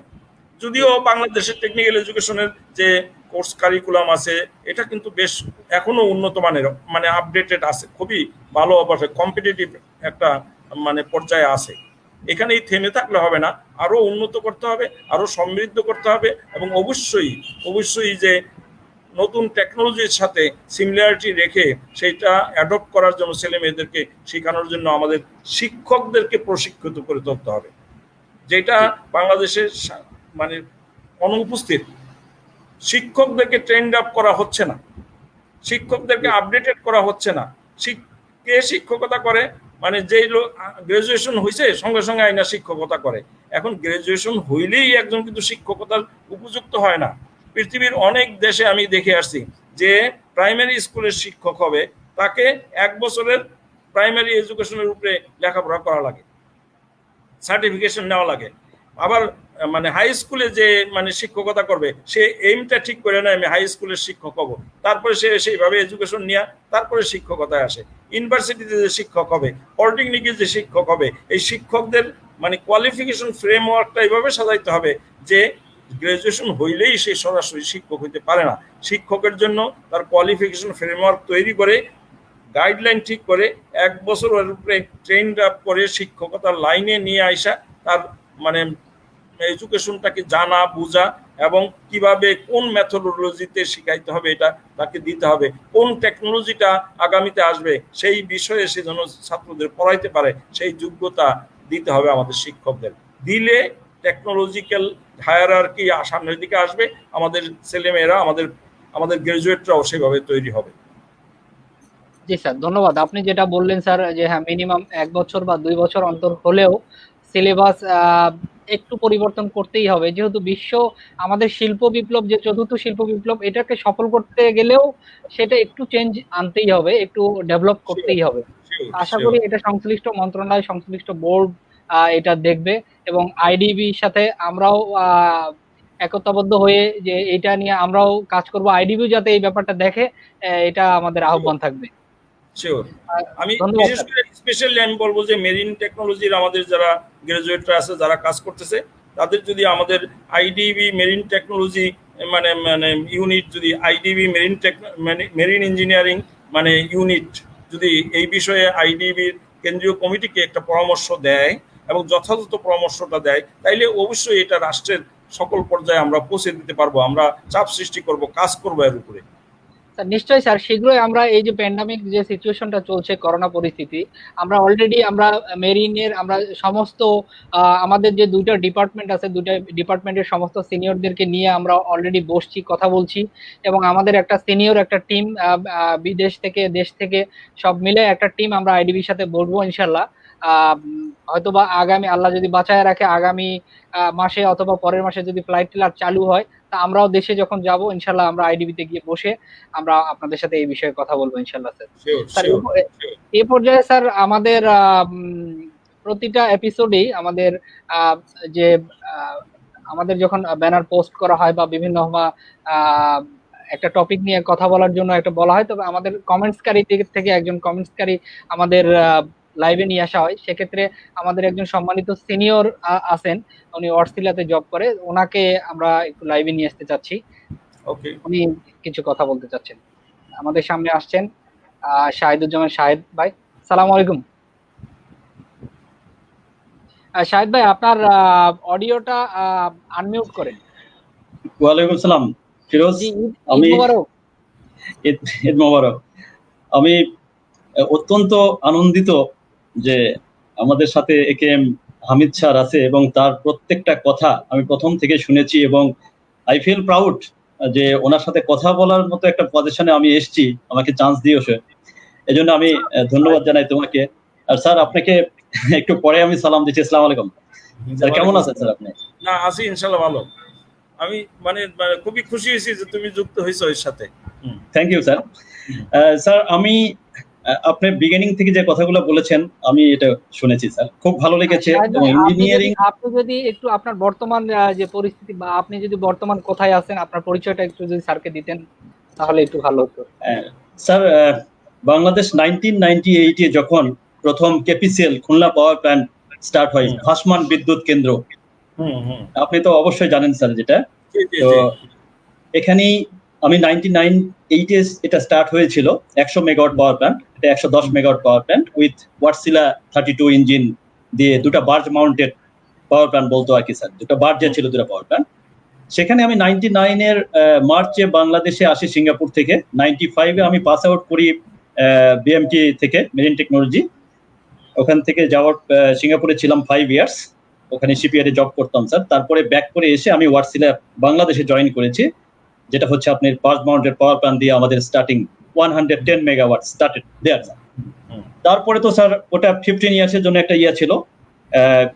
আপনি এর পরের হিস্ট্রি তো জানবেন স্যার, প্রাইভেট সেক্টরে যে পাওয়ার প্ল্যান্ট ফার্স্ট স্টেপ ছিল সেটা, আর এখানে নারায়ণগঞ্জ হরিপুরে একটা ছিল কোবান্টা নাম, যেটা সেটা ছিল সেকেন্ড।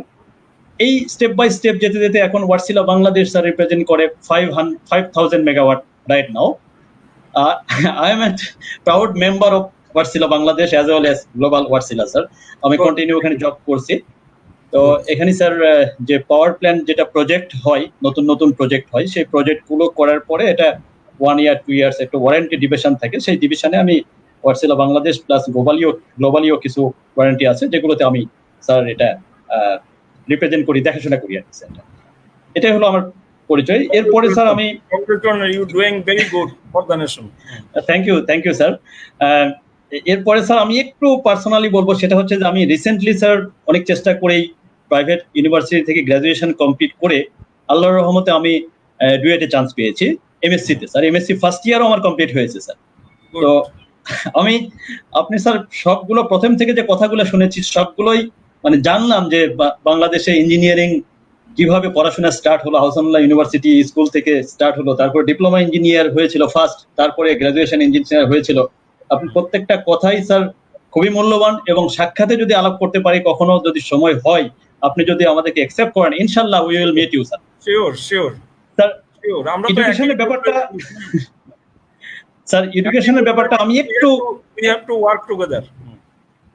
শিওর স্যার এডুকেশনের ব্যাপারে আমি একটু একটা ইনফরমেশন আপনার সঙ্গে একটু শেয়ার করতে চাই। সেটা হচ্ছে যে আমি যখন স্যার ডুয়েটে অ্যাডমিশন দিতে গিয়েছিলাম, তখন সেখানে ভাইস চ্যান্সেলর ছিল professor doctor Mohammad Alauddin sir. ওনার একটা মেসেজ আমি একটু স্যার এক মিনিটের মধ্যে একটু পরে একটু বলবো আপনাকে স্যার।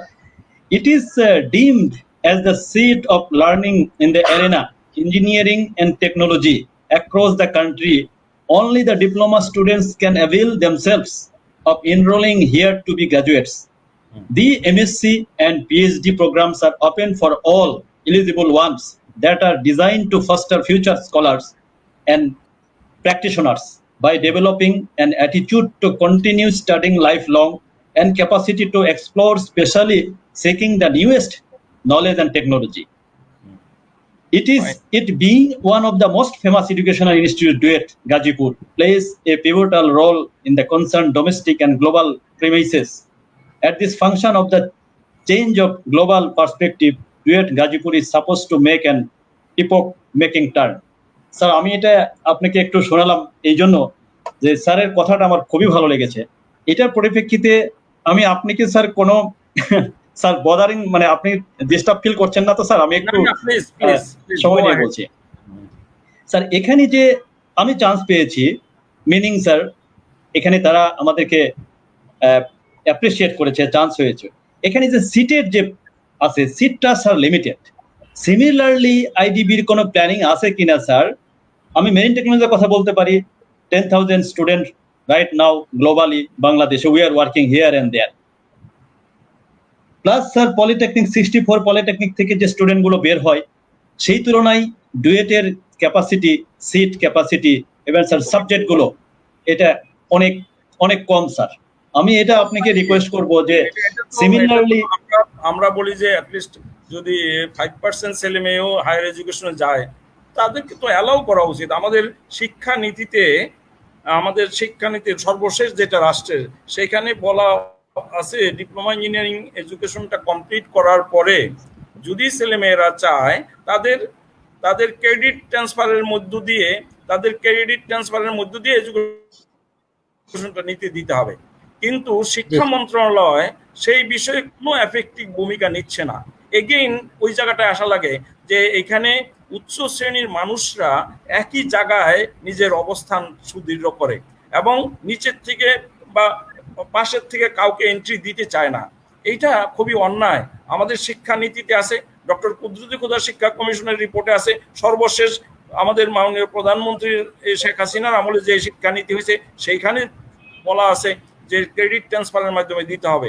আমাদের শিক্ষা মন্ত্রণালয়কে বারবার বলার পরেও সেইটা এক্সিকিউশন করতে পারে না, অথচ পলিটেকনিকে বয়স অবারিত করে দেওয়ার জন্য একটা মানে দিতে পারে তারা, মানে অফিস নির্দেশ জারি করে ফেলে। সেটা তাদের জন্য কোনো ডিফিকাল্ট হয় না। এটাই হলো দুর্ভাগ্য। এটাই আর কি যে এখন 4 বছর পরে 12,000 শিক্ষকের পদ খালি। মাননীয় প্রধানমন্ত্রী বলছে 3 মাসের মধ্যে এটা করবা তোমরা, কিন্তু 3 মাস তো দূরের কথা, 2 বছর হয়ে গেছে, করতে পারে না, সেইটা করতে পারে না। কিন্তু বয়স অবারিত করে দেওয়ার জন্য একটা মানে হঠকারী চিন্তা করতে কিছু সময় তাদের লাগে না। একইভাবে মানে আমাদের ডিটির অধীনে টেকনিক্যাল এডুকেশনের ডিটির অধীনে 4টা ইঞ্জিনিয়ারিং কলেজ আছে। আমরা বলছি ওই 4টাই ডিপ্লোমা ইঞ্জিনিয়ারদের হায়ার এডুকেশনটা পথ খুলে দেন।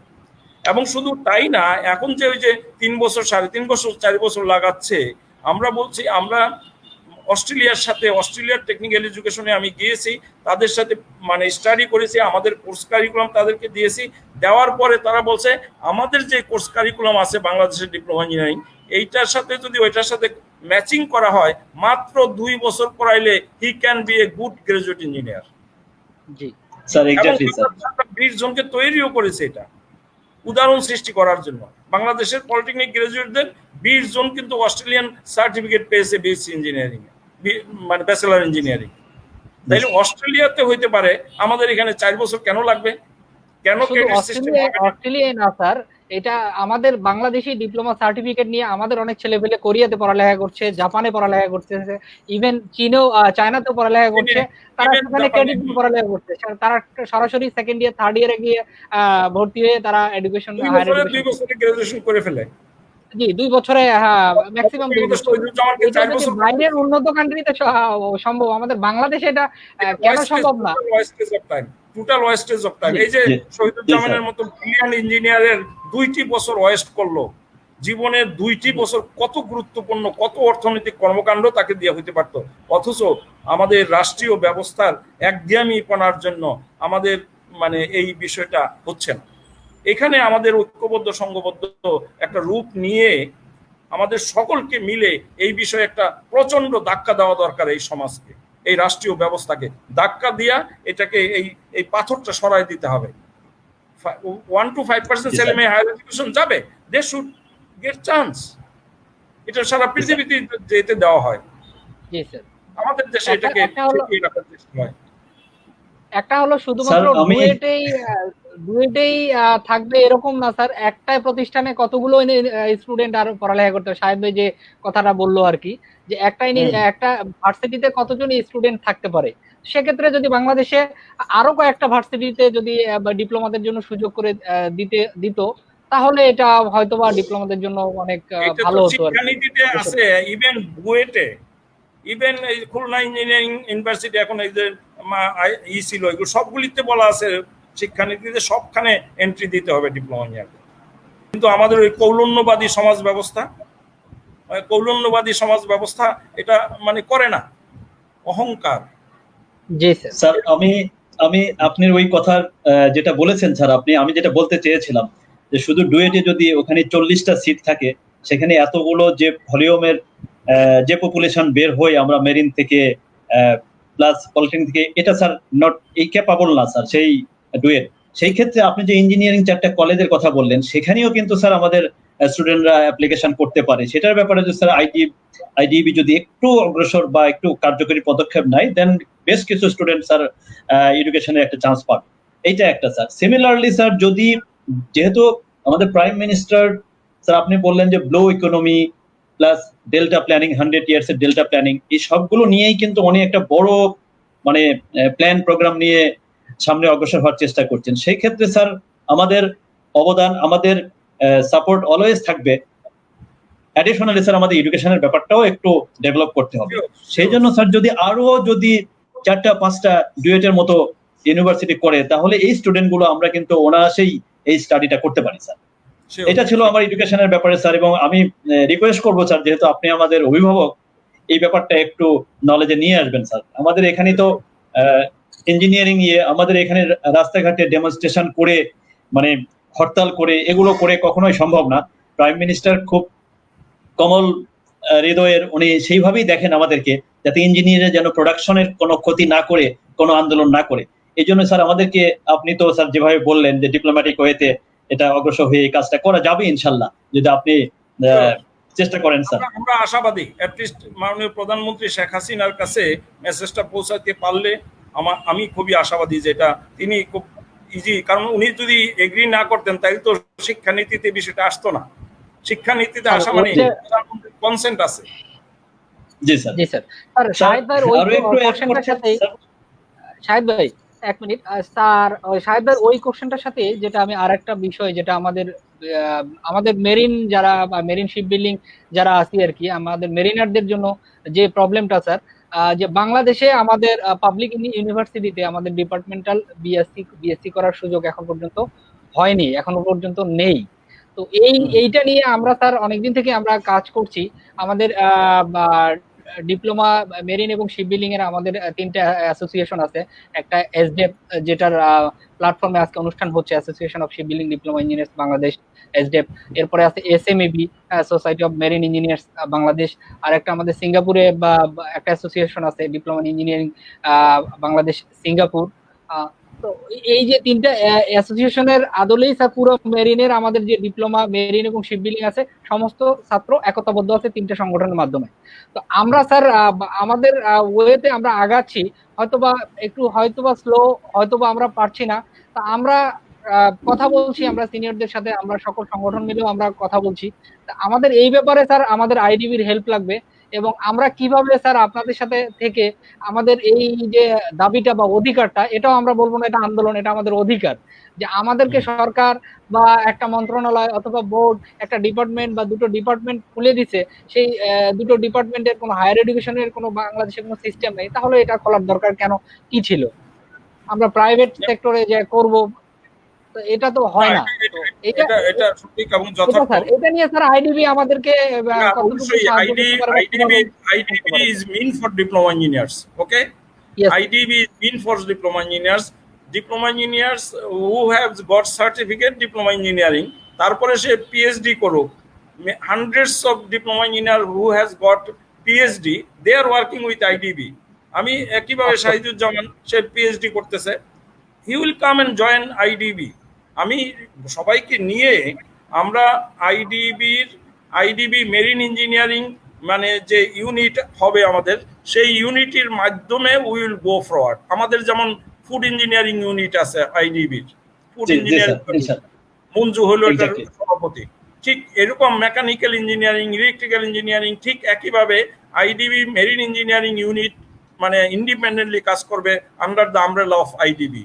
এবং আইডিবির সকল সাপোর্ট, সকল কার্যক্রম মানে মানে এই মানে ইউনিটগুলির সঙ্গে সম্পৃক্ত হয়ে আমরা পরিচালনা করছি, এবং সেন্ট্রাল বডি হিসাবে সবাইকে কোঅর্ডিনেট করে রাষ্ট্রের বৃহত্তর স্বার্থে কিভাবে এই ম্যান পাওয়ারকে, হিউম্যান রিসোর্সকে কাজে লাগানো যায়, সেই কাজ আমরা করছি। তো আমি মানে আশা করছি যে আগামীতে শাহিদুজ্জামানের মতো, ফিরোজ, তোমরা যারা বিদেশে আসো সবাই, আমি সিঙ্গাপুরে গেছি, সিঙ্গাপুরে কিন্তু আইডিবির একটা চ্যাপ্টার আছে আমাদের, দে আর ওয়ার্কিং ভেরি গুড। তাদের সবাই, মিডল ইস্টে আমাদের চ্যাপ্টার আছে, আমাদের ইউএসএ তে আমাদের চ্যাপ্টার আছে, ইউরোপে আমাদের চ্যাপ্টার আছে, জার্মানিতে একটা চ্যাপ্টার আছে, আইডিবির ইউনিট আছে, দে আর ওয়ার্কিং ভেরি গুড। আমরা মাঝে মধ্যেই মানে ইন্টারেক্ট করি একে অপরের সঙ্গে, এই বিদেশের শাখাগুলির সঙ্গে, সবগুলি মিলিয়ে আমরা একটা টোটাল শক্তি একত্রিত করে আমরা এগিয়ে যেতে চাই। আমার মনে হয় আমাদের মেরিন ইঞ্জিনিয়ারিং ইউনিটটা, আমরা একটা আইডিবি মেরিন ইঞ্জিনিয়ারিং ইউনিট অত্যন্ত শক্তিশালী ইউনিট হবে, এবং সেই শক্তিশালী ইউনিটের মাধ্যমে আলাদা ইন্ডিপেন্ডেন্ট কনফারেন্স হবে আইডিবির আমরালাতে, এবং আইডিবি ভবন টোটালটা মানে 2 দিন 3 দিন খালি মেরিন ইঞ্জিনিয়াররা ব্যবহার করবে। আমাদের মানে 5টা 7টা অডিটোরিয়াম আছে, আমরা বিভিন্ন রকমের কার্যক্রম পরিচালনা করতে পারি, আমরা বিদেশে আমাদের ফোকাস করে দিতে পারি, আমাদের ইন্টারন্যাশনাল অ্যাক্টিভিটি ভেরি সাকসেসফুলি আমরা করেছি। এটা সবারই জানা আছে যে আমরা 3-4টা মানে ইন্টারন্যাশনাল কনফারেন্স করে বাংলাদেশের টোটাল এডুকেশন সিস্টেমের রূপরেখা পরিবর্তন করে দিয়েছি। রাষ্ট্র সেদিকে এগিয়ে গেছে, এবং in the meantime engineering education, technical education 50% করা, এবং সরকার ঘোষণা করেছে টেকনিক্যাল এডুকেশন হবে মূল স্রোতধারা শিক্ষা, মানে ভোকেশনালাইজ করে ফেলতে হবে। ইভেন আমরা ইনস্টিটিউশন থেকে মাননীয় প্রধানমন্ত্রীকে এবার একটা স্টাডি রিপোর্ট দিয়েছি যে মানে আমাদের স্কিল, আমাদের টিবেট ইনক্লুসিভ প্রাইমারি এডুকেশন হইতে হবে, টিবেট ইনক্লুসিভ প্রাইমারি এডুকেশন, যাতে ছেলেমেয়েরা প্রাইমারি শিক্ষার থেকে টোটাল টেকনিক্যাল এডুকেশনটা বুঝার মানে আস্তে আস্তে বোঝার চেষ্টা করে। একইভাবে সেকেন্ডারি এডুকেশনে টিবেট ইনক্লুসিভ, সরকার অবশ্য 6 থেকে মানে 9-10 আগামীতে শুরু করবে, আমি জানি না পারবে কিনা, কারণ আমাদের এডুকেশন মিনিস্ট্রি মানে ল্যাগিং বিহাইন্ড, তাদের অ্যাটেনশনই নাই। মাননীয় প্রধানমন্ত্রী বলছে 20 সালে করবা, পারে নাই তারা, 21 সালেও করতে পারবে বলে আমার মনে হয় না, কারণ তাদের কোনো প্রস্তুতিই নাই।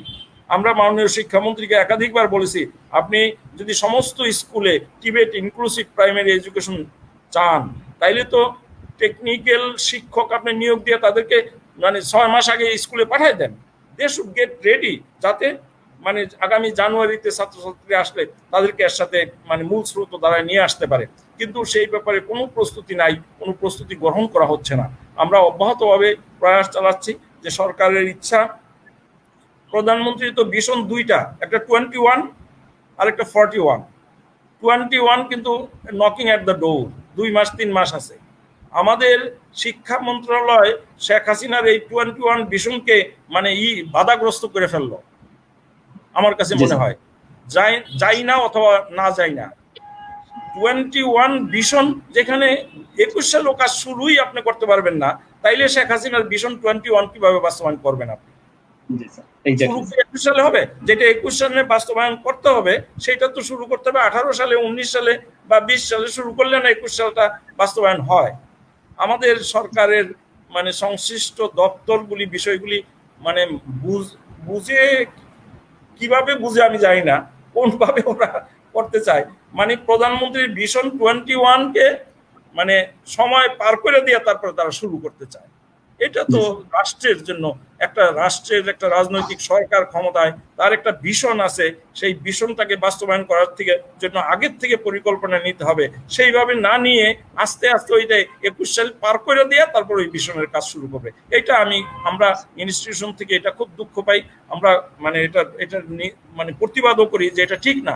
প্রধানমন্ত্রী ভিশন 21 বাস্তবায়ন করবেন আপনি 21 সালের পরে, তাইলে ভিশন হইল এটা, তাহলে সেই ভিশন তো 41 সালে যাবে, যেখানে 49 ইন্ডাস্ট্রিয়াল রেভলিউশনের যাত্রা শুরু করে দিয়েছে। সারা পৃথিবী মানে দৌড়াচ্ছে। এই প্যান্ডামিক সিচুয়েশনে অনেকে থেমে গেছে, কিন্তু তারা তো দৌড় শুরু করে দিয়েছে। আমরা তো মানে এখনো বাঁশি ফু দিতে পারলাম না। জি স্যার, এক্স্যাক্টলি স্যার। এটা খুবই দুঃখজনক। তবুও আমি আশাবাদী, মানে আমাদের শাহিদুজ্জামান, ফিরোজ, যারা বিদেশে আছে, আমাদের মানে মেরিন ইঞ্জিনিয়াররা, আমাদের সদস্য প্রকৌশলীরা, সবাই মিলে শক্তভাবে রাষ্ট্রকে ধরতে হবে। এই দেশ আমাদের, এই দেশটাকে আমাদের গঠন করতে হবে। জি স্যার। স্যার আপনি সেই লক্ষ্যটাকে সামনে রেখেই ফিরোজ একটা অ্যারেঞ্জমেন্ট করেছে, এবং আমরা প্রাউড যে স্যার আপনার সঙ্গে এক প্ল্যাটফর্মে এসে কথা বলতে পারছি, এবং আপনার প্রত্যেকটা কথাই স্যার খুবই গুরুত্বপূর্ণ, যেটা আগে আমরা শুনি নাই। তো স্যার আমি একটু আবার যদি রিকল করি, সেটা হচ্ছে চারটা যে কলেজ আছে স্যার, এই কলেজটাকে যদি আমাদের ডিপ্লোমা স্টুডেন্টের ভর্তির ব্যাপারে যদি একটু করা যায় তাহলে এটা ভালো হইতো। আর রিলেটেড সাবজেক্ট বলেছি, আমরা অলরেডি রাষ্ট্রকে বলেছি, টেকনিক্যাল এডুকেশনকে বলতেছি, ওরা এখন 2টা দিতে চায়। আমরা 2টাই তো হবে না ভাই, 4টা একবারে শুরু করতে অসুবিধা কি? ওরা এখন 2টা দিতে চায়। আমাদের জন্য স্যার রিলেটেড সাবজেক্ট, যেটা naval architecture and marine engineer, এই সাবজেক্টটা তো আমাদের যদি ডেল্টা প্ল্যান বাস্তবায়ন করতে হয় প্রধানমন্ত্রী শেখ হাসিনার, তাইলে আমাদের মেরিন টেকনোলজির যারা গ্রাজুয়েট হবে তাদেরকে নিয়ে এসে এখানে পিএইচডি পর্যন্ত দিতে হবে, তাইলে এটা সম্ভব। কারণ ডেল্টা প্ল্যান বাস্তবায়ন করতে হইলে আমাদের প্রস্তুতি লাগবে না, গ্রাউন্ড ওয়ার্ক লাগবে না। সেই গ্রাউন্ড ওয়ার্কের জন্য এই মুহূর্তে আমাদের মেরিন টেকনোলজির গ্রাজুয়েটদেরকে আরো বেশি করে দিয়ে আমাদের মানে ব্লু ইকোনমির সাথে সম্পৃক্ত করে দিতে হবে। স্যার আমি আরেকটু অ্যাড করবো স্যার, যদিও এটা বেশি হবে কিনা আমি জানি না। যেহেতু স্যার ফিরোজ বলেছে এখানে আমাদের টেকনোলজির সেটআপ, যেটা ওয়ার্কশপ সেটআপ, এবং যে সাবজেক্টের কথা বললো, বেশ কিছু সাবজেক্ট আমাদের ওখানে স্টাডি করানো হয়, এবং আমাদের বিএমটি আপনি যে কোনো একটা ইউনিভার্সিটির লেভেলের সবকিছু ওখানে করানো হয়। যদি স্যার গভর্নমেন্ট মনে করে বিএমটিটাকে ইউনিভার্সিটিও করে দিতে পারে স্যার, এটাও স্যার পসিবল। এটা হয়তো সাক্ষাতে যখন ফেস টু ফেস কথা হবে, আপনি কি আরো স্যার ডিটেলস এটা আমরা বলতে পারবো স্যার। অ্যাডিশনালি স্যার, যে আপনি যে আর্টিফিশিয়াল ইন্টেলিজেন্স, শাহেদ ভাই আপনার ওই কথার সাথে একটু স্যার, প্রধানমন্ত্রী জননেত্রী শেখ হাসিনা একবার আমাদের মেরিনে ভিজিট করাকালীন অলরেডি উনি বলে গেছিল যে আমাদের তখন বিআইএমটি শুধু ছিল, আইএমটি গুলো 5টা আইএমটি ছিল না। তৎকালীন সময় উনি বলে গেছিল, এবং আমাদের ব্যুরো থেকেও আমাদেরকে আশ্বস্ত করছিল ওই সময়, যে আমাদের বিআইএমটিতে মেরিন এবং শিপ বিল্ডিং এর জন্য একটা বিএসসি ইঞ্জিনিয়ারিং চালু হবে 2টা ডিপার্টমেন্টের জন্য, এটা নিয়ে ব্যবস্থা করার জন্য। পরবর্তীতে ওই যে প্রধানমন্ত্রী, আপনি স্যার বরাবরই যেটা বলে গেলেন, প্রধানমন্ত্রী তো সবকিছু করবে না, এখন তার নিচে যারা আসলে এই জিনিসগুলো করা দরকার তারা সেটা সেইভাবে করছে না। এখন কেন করছে না বা কি কারণে করছে না, অবহেলার কারণে, এটাই সমস্যা। আমরা বারবার নক করছি বিভিন্ন ভাবে, কিন্তু হচ্ছে না। যে কোনো ভাবেই হোক আর কি, ডুয়েটে আমরা শিপ বিল্ডিং এ এসে, মেরিনে এসে আমরা গিয়ে চাকরি করব, বা বা আমরা পড়ালেখা করব ইলেকট্রিক্যালে, ইলেকট্রনিক্সে, কম্পিউটারে, এটা কেমন হয় আর কি। সবারই তো ইচ্ছা, আপনি যেটা বললেন স্যার, যে আমরা পিএইচডি পর্যন্ত যাইতে পারি। আর মেরিনে অনেক মেধা সম্পন্ন ছেলে পেলে আসে, তাদের পিতা মাতা থেকে শুরু করে তাদের নিজেদের অনেক ইচ্ছা থাকে। এই কারণেই তারা বাইরে যাওয়ার প্রবণতাটা বেশি। দেখা যাচ্ছে সেকেন্ড ইয়ারে উঠার পর থেকেই স্টাডি শুরু করে দেয়, বাইরে যেতে হবে আমাকে। কারণ দেশে তাহলে থাকার ব্যবস্থা করতে হবে গভর্নমেন্টকে বা Sure, সংশ্লিষ্ট sure, মন্ত্রণালয়। sure. আমি স্যার যেটা আপনি যেহেতু স্যার, হুম, সরি স্যার, আপনি হ্যাঁ। যেহেতু স্যার অনেক ব্রড চিন্তা ভাবনা নিয়ে বললেন যে ব্লু ইকোনমি, ডেল্টা প্ল্যানিং, গভর্নমেন্টের 100 ইয়ার্স, সেই জন্যই স্যার এই কথাগুলো বললাম। এটা কিন্তু স্যার এই নয় যে স্যার, প্লিজ মাইন্ড করবেন না স্যার, যে আমরা আসলে না, এখানে না, এসে please, প্রথম না, না, এসেই না, যে না। ডিপ্লোমা এইটা মানে আইডিবির থেকে যে একটু মানে চাচ্ছি আপনার কাছে, এটা স্যার মনে করবেন না। আমি না, জাস্ট না, আমাদের চাওয়া না, এটা টপিকসটা একটু রাষ্ট্রের উঠিয়ে প্রয়োজন। ধরলাম স্যার। আমরা আলোচনা করতেছি রাষ্ট্রের প্রয়োজন, এটা চাওয়ার বিষয় না। রাষ্ট্রের জি স্যার, প্রয়োজনের গুরুত্বটা আমরা উপলব্ধি করার চেষ্টা করতেছি, আমাদের মধ্যে অনুভূতি নেওয়ার চেষ্টা করছি। আমাদের জি স্যার, ইনস্টিটিউশনের একটা সুপারিশ আছে, দাবি আছে, সেটা হলো মানে ওয়ান চ্যানেল টেকনিক্যাল এডুকেশন। পৃথিবীর অনেক ইউনিভার্সিটিতে from ground level two PhD level education দেওয়া হয়। যদি ওয়ান চ্যানেল এডুকেশন হয়, কেউ মানে মানে মানে, ইয়ে হবে, মানে এসএসসি টেকনিক্যাল এডুকেশন নিবে, তারপরে ডিপ্লোমা ইঞ্জিনিয়ারিং নিবে, তারপরে বিএসসি ইঞ্জিনিয়ারিং নিবে, তারপরে পিএইচডি পর্যন্ত একই ইনস্টিটিউটে একই আমব্রেলায় হতে পারে। এবং এটাই আমাদের মূল দাবি।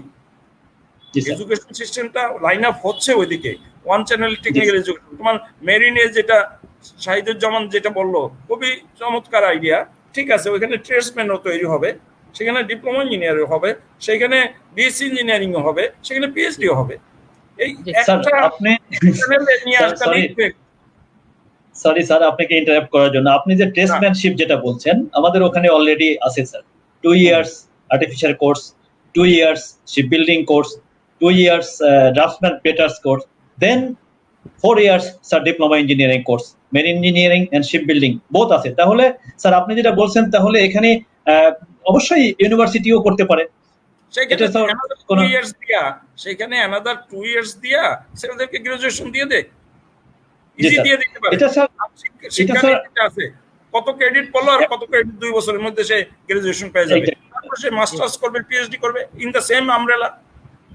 জি স্যার, রাইট। এটাই ছিল মানে আমার ইয়েটা। আরেকটা স্যার একটু অ্যাড করবো স্যার, সেটা হচ্ছে যে আপনি যে সাবজেক্টের কথাগুলো বললেন, আর্টিফিশিয়াল ইন্টেলিজেন্ট, অপটিমাইজড ম্যানুফ্যাকচারিং, যেটা নো ওয়েস্টেজ, এই সাবজেক্টগুলো স্যার, আমি যেহেতু আগে থেকে ওয়ার্ডসিলেতে শুনেছি এগুলো, তো ওয়ার্ডসিলে যেহেতু ফিনিশ কোম্পানি, তারা আরো অ্যাডভান্স চিন্তা ভাবনা করে। এই চিন্তা স্যার আপনি যে করেছেন, এটার জন্য স্যার অসংখ্য ধন্যবাদ যে আপনি এটা উপলব্ধি করেছেন। এই সাবজেক্টগুলো স্যার পড়ানোর জন্য প্রত্যেকটা ইনস্টিটিউট, পলিটেকনিক, বিএমটি, আইএমটি সবগুলোতেই দিতে হবে স্যার।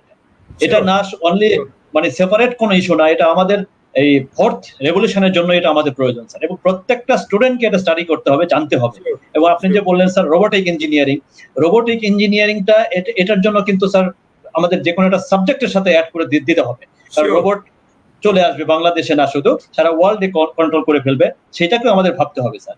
অ্যাডিশনালি স্যার, আমরা যদি স্যার যদি ভুলে গেলে চলবে না স্যার, অ্যারোনটিক্যাল ইঞ্জিনিয়ারিংটাও আমাদের ভাবতে হবে। ইভেন স্যার স্পেস ইঞ্জিনিয়ারিং যেটা আছে, সেইটাও আমাদের ভাবতে হবে স্যার। এইগুলো আপনার কাছে আমার অনেক রিকোয়েস্ট, আপনি যে একটা হোপ দেখিয়েছেন, আই বিলিভ স্যার আপনি এই ইস্যুগুলো নিয়ে যেখানে বলা দরকার সেখানে বল। যদি কোনো রকম হেল্প লাগে স্যার, আপনি ইউ জাস্ট ইনফর্ম আস। আমরা অলওয়েজ স্যার আপনার পিছনে এসে এই সব ইনফরমেশন যতটা দেওয়া লাগে দিব। সাহিত্যের জন্য আমরা বসবো, উই ওয়ান্ট ইউর ব্রেন। এবং আমাদের যারা এই ধরনের মানে মানে মেরিন টেকনোলজিতে হায়ার এডুকেশন নিয়ে অনেক উচ্চ পর্যায়ে কাজ করতেছে, তাদের বুদ্ধি, তাদের মেধা এখানে কাজে লাগাইলে এটা সম্ভব। আমি রিকোয়েস্ট করব যে দেশে এবং বিদেশে আমাদের যারা মেরিন ইঞ্জিনিয়ারিং এ অনেক হায়ার পজিশনে আছেন, রাষ্ট্র লিড করতেছে, তারা যদি মানে আমরা বসি একত্রে, প্যান্ডামিক সিচুয়েশনটা যাক, বসি, তারপরে একটা টোটাল প্ল্যানিং করি, আমরা এগিয়ে যাই। কারণ ডেল্টা প্ল্যান বাস্তবায়ন করার জন্য রাষ্ট্র আমাদের কাছে এই সাহায্য চায়। আমরা শক্তভাবে যদি রাষ্ট্রের পিছনে না দাঁড়াই, শেখ হাসিনা তো একা কিছু করতে পারবে না। Exactly sir. আমাদের সমস্ত মেধা মনন দিয়া ডেল্টা প্ল্যান বাস্তবায়নের জন্য কাজ করতে হবে। আমরা হয়তো শেষ করে যেতে পারবো না। আই এম 73, কয়দিন আর বাঁচবো? আর তারপরে টেক ওভার করবে, তাদের কাছে রেখে যেতে চাই তারা যেন ওই 100 ইয়ার্স ডেল্টা প্ল্যান বাস্তবায়ন করতে পারে। স্যার আপনার মতো পায়োনিয়ার আমাদের প্রয়োজন স্যার, আপনি থাকতে হবে স্যার, আপনি থাকলে ইনশাআল্লাহ আমরা সাকসেস হতে পারবো স্যার। ঠিক আছে, আকাঙ্ক্ষা ঠিক আছে, কিন্তু আপনি স্যার আপনি স্যার জানলে বা হয়তো বা রিলেটেড স্যার আর একটা কোশ্চেন করব আমি, আপনার বেশি সময় নষ্ট করব না স্যার, আপনার মূল্যবান টাইম আমি অলরেডি কিল করেছি অনেক জিনিস। সেটা হচ্ছে স্যার এগুলো এডুকেশনের ব্যাপারে স্যার একটা ছিল, প্লাস আমাদের টেকনোলজি ছেলেদের বোথ স্যার মেরিন এবং শিপ বিল্ডিং সবারই একটা দাবি দেওয়া আছে স্যার। সেটা হচ্ছে যে যখন গভর্নমেন্টে যখন এটা সার্কুলার হয় স্যার, সেই সার্কুলারে আমাদের এটা উল্লেখ যদি করে তাহলে আমাদের ছেলেরা ওখানে জেনারেল যে পরীক্ষা হবে সেই পরীক্ষাতে চান্স পেয়ে তারা গভর্নমেন্ট জবে ঢুকবে। এই জায়গাটা একটু স্যার খেয়াল রাখবেন আপনি, আমাদের সার্কুলারের জায়গাটা একটু আমাদের এটা উল্লেখ থাকে না, এটা যাতে উল্লেখ করা যায়। সেই ক্ষেত্রে যদি একটা রিকোয়েস্ট করব, আমাদের তো 38 টেকনোলজি শাহিদুজ্জামান সমস্যাটা হয়েছে কি central executive committee is poor, মানে মানে খুব ছোট। তো সেই কারণে আমরা যদি আইডিবি মেরিন ইঞ্জিনিয়ারিং মানে ইনস্টিটিউট বা ইউনিটটাকে আমরা শক্তিশালী করে ফেলতে পারি, দেন ইট কামস টু দ্য একটা সেন্ট্রাল বডিতে আসা যায় এবং টোটাল শক্তিটা আমরা 38 টেকনোলজির দিকে, মানে আমার দ্বারা তো সব জায়গায় সম্ভব না, যেটা শাহিদুজ্জামান বুঝে, যেটা কবিরুজ্জামান বুঝে, মানে ফিরোজ কবির বুঝে, এটা তো আমি বুঝি না সবটুকু, আংশিক বুঝি। আমার ফিলিংসটা হলো যে আমরা সমস্ত এই 38 টেকনোলজিতে আমরা এক একটা ইউনিটকে ইন্ডিপেন্ডেন্টলি ডেভেলপ করবো under the umbrella of ID, এবং ডেভেলপ করার মানে মানে কার্যক্রম পরিকল্পনা গ্রহণ করব। এবং যতগুলি আলোচনা আজকে হলো আমিও অনেক রিচ হয়েছি, এবং আমাদের সদস্য যারা এই অনুষ্ঠান দেখছে তারাও নিশ্চয়ই অনেক নতুন ইনফরমেশন পেয়েছে। আমি আমি বিশ্বাস করি আমাদের এই মুহূর্তে দরকার ডেল্টা প্ল্যানিং এর বাস্তবায়নের কার্যক্রমে সরকার এগিয়ে যাচ্ছে। এই মুহূর্তে আমাদের মেরিন টেকনোলজির ইউনিটটাকে শক্তিশালী করা দরকার, এবং সেখান থেকে একটা long term planning 100 years planning আমাদেরও লাগবে। ডেল্টা প্ল্যানিং এর সাথে আমাদের এই সাইটে কি কি ডেভেলপমেন্ট লাগবে সেটাকে আমরা ডেভেলপ করি। আমি মাননীয় প্রধানমন্ত্রীকে এই বিষয়টা বলছিলাম যে আমাদের মানে এই সাইটে ডেভেলপ করার জন্য আমরা Australia they have got some মানে আর কি, তাদের এই টেকনোলজি জানা আছে, তাদের কাছ থেকে আমরা আইডিয়া নিতে পারি। সিঙ্গাপুরের থেকে আইডিয়া নিতে পারি, তারা সারা পৃথিবীতে মানে জাহাজ ইত্যাদি ইত্যাদি চালায়, তাদের কাছ থেকে আইডিয়া নিতে পারি। সবগুলি আইডিয়া নিয়ে আমরা যদি আমাদের এই ইউনিট থেকে কাজটা করি তাইলে আমার মনে হয় বেটার হবে। আমি আহ্বান জানাবো আজকের এই আলোচনার মধ্য দিয়ে যে আমাদের মেরিন ইঞ্জিনিয়াররা এগিয়ে আসুক এবং আইডিবির আমব্রেলায় আমরা সংঘবদ্ধ হয়ে একটা নির্দিষ্ট গোল পয়েন্টে 100 ইয়ার্স প্ল্যান আমরা করি। এই যে ব্লু ইকোনমি ডেভেলপ করার জন্য আমাদের মেরিন ইঞ্জিনিয়াররা কিভাবে কাজে লাগতে পারে সেই প্ল্যানিংটা দেই গভর্নমেন্টের কাছে। গভর্নমেন্ট, আমি বিশ্বাস করি প্রধানমন্ত্রী শেখ হাসিনা এটা বিবেচনায় নিবে, এবং পরিকল্পনা মন্ত্রণালয়ে আমরা যদি দেই, মাননীয় মন্ত্রী মানান শেখ খুবই চমৎকার মানুষ, ভালো মানুষ, তার কাছেও যদি দেই তিনিও এটা বিবেচনায় নিবে। আমার ধারণা যে আমরা শুরু করি, সবাই আসুক, দেশে বিদেশে যারা আছে তাদের মানে বুদ্ধি মানে জ্ঞান দিয়ে সাহায্য করুক এই ইউনিটকে, আমরা একটা রিচ ইউনিট গঠন করি। ধন্যবাদ স্যার। আমরা শীঘ্রই ইনশাআল্লাহ এই ইউনিট খোলার ব্যাপারে আমরা কথা বলবো সিনিয়রদের সাথে, আমাদের যারা আছে দেশে বিদেশে। এবং স্যার আপনি জানলে খুশি হবেন যে আমরা যে আজকে যে লাইভ অনুষ্ঠান করছি, আজকে লাইভের 11তম পর্ব, বিগত যে 10টা পর্ব চলে গেছে, আপনি যদি 10টা পর্বের যদি সামারি আমি আপনাকে বলতে চাই, এক একটা পর্বে আমাদের এক একটা স্পেশালিস্ট আছে আর কি। আমাদের মেরিন এবং শিপ বিল্ডিং এর কেউ জাহাজে আছে, কেউ পাওয়ার সেক্টর থেকে যারা ব্রিলিয়েন্ট আছে, ম্যানেজমেন্ট লেভেলে আছে, তাদেরকে নিয়ে আসা হয়েছে। কেউ পিএইচডি আছে আপনার অস্ট্রেলিয়াতে, বা বিভিন্ন ইউনিভার্সিটির টিচাররা আছে সিঙ্গাপুর থেকে, এরপরে জার্মানি থেকে, পোল্যান্ড থেকে, পর্তুগাল থেকে, বিশ্বের অনেকগুলো রাষ্ট্র থেকে। এবং আমাদের যে প্রাক্তন যে প্রিন্সিপাল স্যাররা ছিলেন বিআইএমটির এবং ইনস্ট্রাক্টর যারা ছিলেন তাদেরকে নিয়ে আসা হয়েছে। আমরা আমাদের যে স্টুডেন্টদের যে কেরিয়ার এই যে আজকে যে সমস্যাগুলো বা নিয়ে আমরা কথা বলছি, সেই সমস্যাগুলো এগুলো নিয়ে আমরা আলোচনা করছি, এবং আমরা সবশেষে আমরা উপসংহার বলেন বা সামারি যেটাই বলেন, এটাতে আমরা আসছি যে আমরাও চাই আইডিবির সাথে, আইডিবির হাতকে শক্তিশালী করে, আইডিবির মাধ্যমে, আইডিবির ব্যানার বা আইডিবির নাম নিজেদের সাথে লাগিয়ে আমরা আমাদের যে দাবি দাওয়াগুলো, আমাদের যে অধিকারগুলো, এগুলো আমরা প্রতিষ্ঠিত করতে চাই। তো সেটা আপনি আইডিবি তো আমাদেরকে আশ্বস্ত দিলেনই যে আমরা অবশ্যই যেতে দাবি, পারবো। শহীদুজ্জামানের দাবি যেটা, সেটা আইডিবিরও দাবি, একই দাবি আমাদের। Thank you sir, thank you. ধন্যবাদ স্যার আপনাকে। আর আপনি আর স্যার, একটু আমি আর একটা মিনিট একটু সময় নেব স্যার।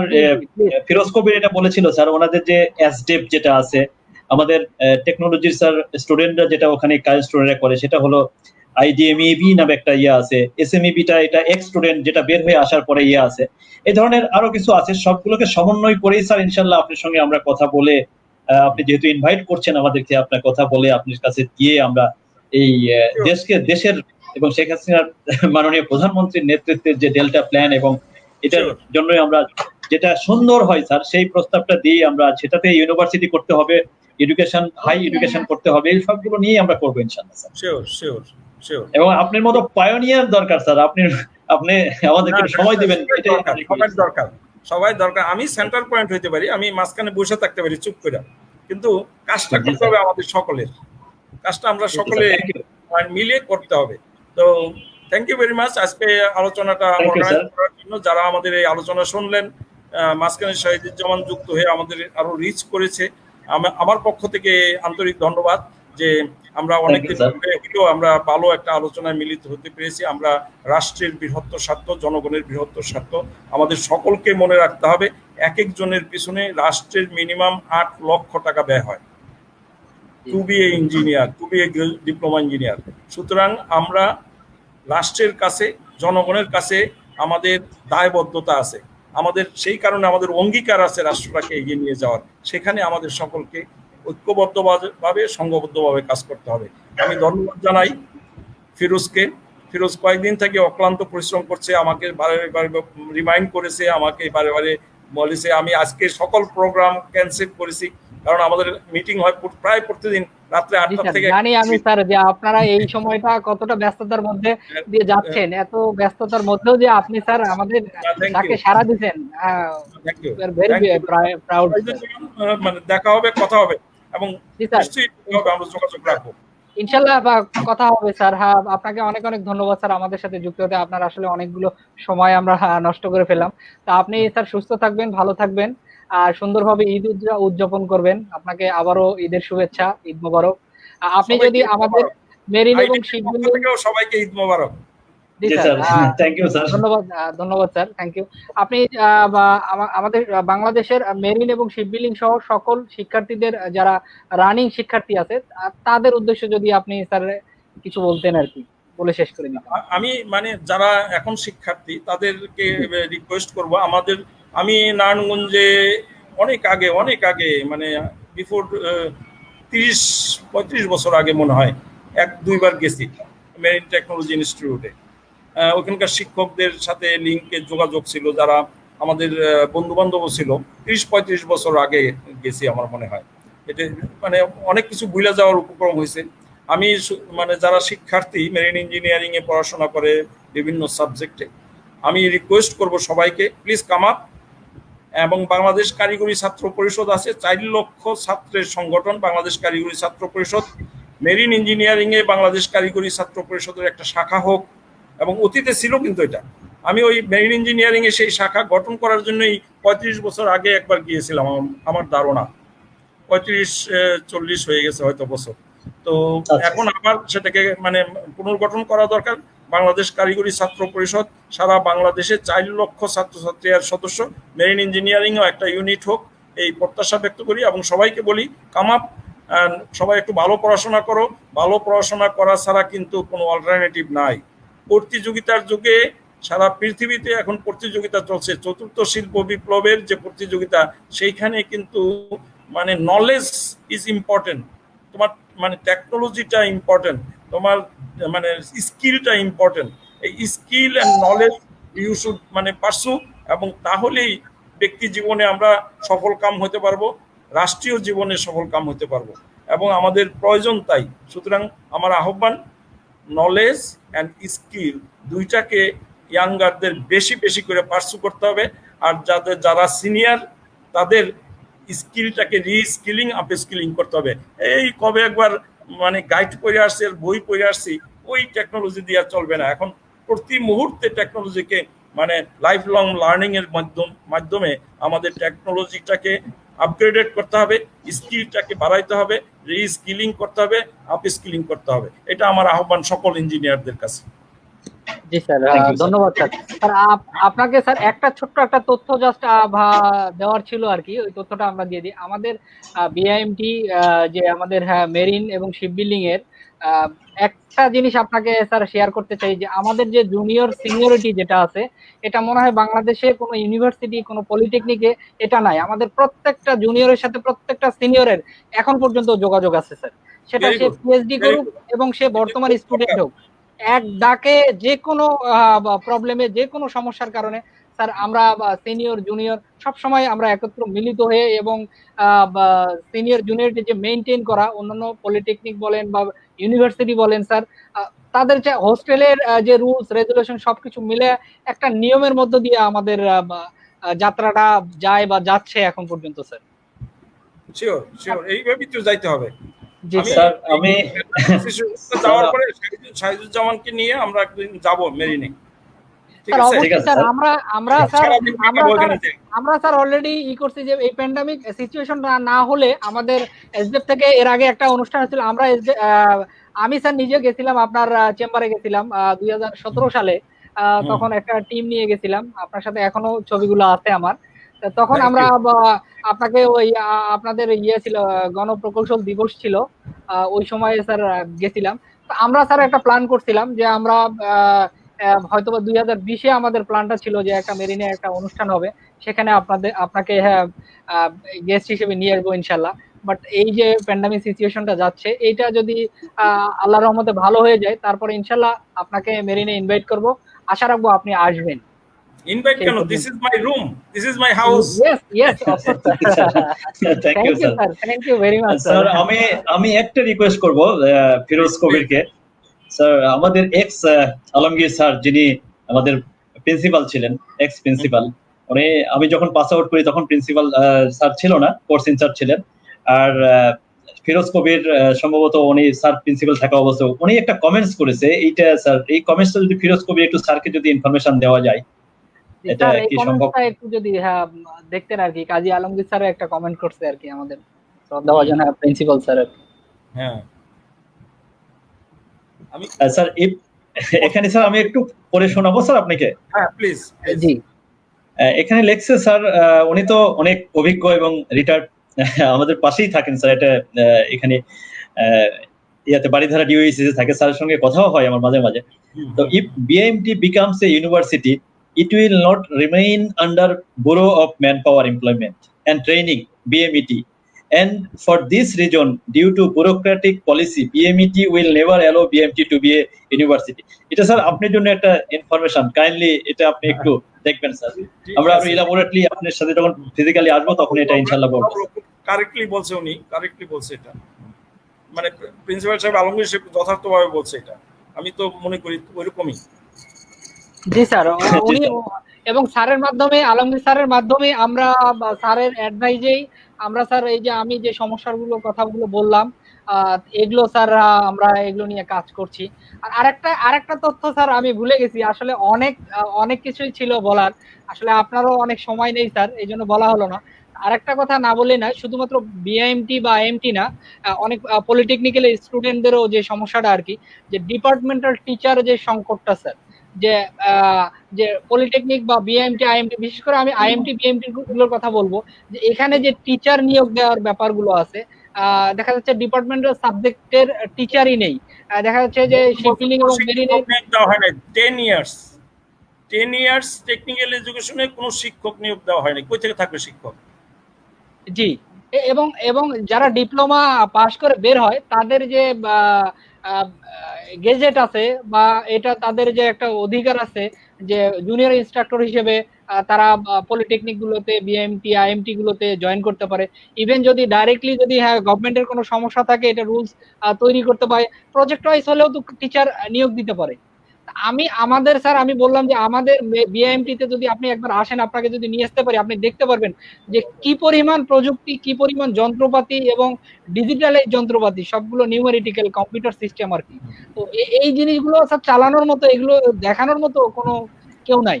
তো দেখা যাচ্ছে আমরা স্টুডেন্টরা অনেক যারা অভিজ্ঞ আছে তারা মাঝে মধ্যে গিয়ে হয়তোবা ছাত্রদের ট্রেনিং দেই, বাট ওইটা তো আনঅফিসিয়ালি। বাট অফিসিয়ালি যদি এটা মন্ত্রণালয় বা ওই ইনস্টিটিউটের প্রিন্সিপালরা তারা যদি সংশ্লিষ্ট মন্ত্রণালয়ের সাথে যোগাযোগ করে অন্তত যদি স্থায়ীভাবে না হয়, অস্থায়ীভাবে হলেও যদি নিয়োগ দিতে পারে ডিপার্টমেন্টাল টিচার, বিশেষ করে ডিপ্লোমা যারা আছে, যারা অভিজ্ঞ, যারা 10 বছর 20 বছর চাকরি করছে দেশে বিদেশে, তাদেরকে যদি নিয়োগ দিতে পারে অস্থায়ীভাবে, তাহলে মনে করবো যে শিক্ষার্থীদের জন্য অনেক ভালো হবে। ভিজিটিং প্রফেসর হইতে পারে, শাহিদুজ্জামানকে ভিজিটিং প্রফেসর নিয়োগ দিতে পারে, সে সপ্তাহে একদিন ক্লাস নিল। জি, সেটাই আমাদের আলোচনা, সেটাই বলে স্যার আমি ফিরোজ কবিরের কথা ধরে, এবং আপনি যেটা বললেন যে চায়নার ইকোনমিকের পরে যে ইন্ডিয়া এসছে, ইন্ডিয়ার এটা কেন এসছে, এটা এমনি এমনি আসে নাই স্যার, আপনি রাইট সেট স্যার। এটা এই জন্য এসেছে তাদের যে বাইরের, স্যার এখন একটা ইনফরমেশন আমি আপনাকে দিতে চাই, সেটা হচ্ছে দেখেন ওয়ার্ল্ড কন্ট্রোল বাই গুগল এবং মাইক্রোসফট। সো গুগলের সিইও দেখেন সুন্দর পিচাই, সে একজন ইন্ডিয়ান। এরপরে স্যার আপনি মাইক্রোসফটে দেখেন সত্য নাদেলা, সেও স্যার একজন ইন্ডিয়ান। তাহলে আমাদের তো 99% এই গুগলের উপরে নির্ভর করতে হয়। তাহলে তারা কিভাবে ইকোনমিক চেঞ্জ করতে পারে এবং কিভাবে তারা হেল্প করছে, একটা চিন্তার বিষয় স্যার। সেই ক্ষেত্রে স্যার যদি আপনি বাংলাদেশের কথা চিন্তা করেন, যেহেতু মাননীয় প্রধানমন্ত্রীর যথেষ্ট আন্তরিকতা আছে ডেভেলপমেন্টের জন্য, আমাদের এই কাজটাই স্যার আমরা অবশ্যই এইসব জায়গাতে গিয়ে ভিজিটিং প্রফেসর হিসাবে, সরি ভিজিটিং লেকচারার হিসাবে বা যে কোনো ভাবে হোক, বিভিন্ন ভাবে আমরা হেল্প করতে পারি। নট অনলি স্যার, আমরা আমাদের আরো যারা বাইরে আছে তাদেরকেও বলা যেতে পারে, তারা এসে একটা সময় এখানে ইয়ে করবে, then it will be develop sir. আপনার এই ইনফরমেশন সাথে আমাদের এটা স্যার একটু বললাম আর কি স্যার। Thank you sir. কোনো অল্টারনেটিভ নাই, এগিয়ে যেতে হবে, আর কোনো অল্টারনেটিভ নাই। ঐক্যবদ্ধভাবে এগিয়ে যেতে হবে, সংঘবদ্ধভাবে এগিয়ে যেতে হবে। এবং আমি ওই যে প্রথম স্লাইডটা যেটা দেখিয়েছি, যে সেখানে আপ টু 60% মানে টেকনিক্যাল এডুকেশনের গ্রাজুয়েট হইতে হবে একটা দেশে। 100 ছেলে মেয়ে যদি আসে, তার 60 জন মিনিমাম টেকনিক্যাল এডুকেশন নিতে হবে, তাইলে ওই দেশটা এগিয়ে যাবে। আর না হয় এগিয়ে যাবে না। এটা আমার কথা নয়, স্টাডি রিপোর্টের কথা। স্যার সিঙ্গাপুর যদি 64% টেকনিক্যাল গ্রাজুয়েট ওদের না থাকতো, ওদের পার ক্যাপিটা ইনকাম কত বিশাল। শিক্ষামন্ত্রী যে এখানে নিয়োগ হয়, সে তো স্যার সাধারণ এডুকেশন থেকে এসে এখানে শিক্ষামন্ত্রী নিয়োগ হয়। ওনার কাছে একইভাবে বাংলাদেশে, সারা বাংলাদেশে যেমন টেকনিক্যাল এডুকেশন সম্পর্কে যেরকম ধারণা আছে, একজন ডিপ্লোমা ইঞ্জিনিয়ার বের হওয়ার পরে তাদেরকে সমাজে একটু ছোটভাবেই দেখে স্যার, যেটা খুবই দুঃখজনক।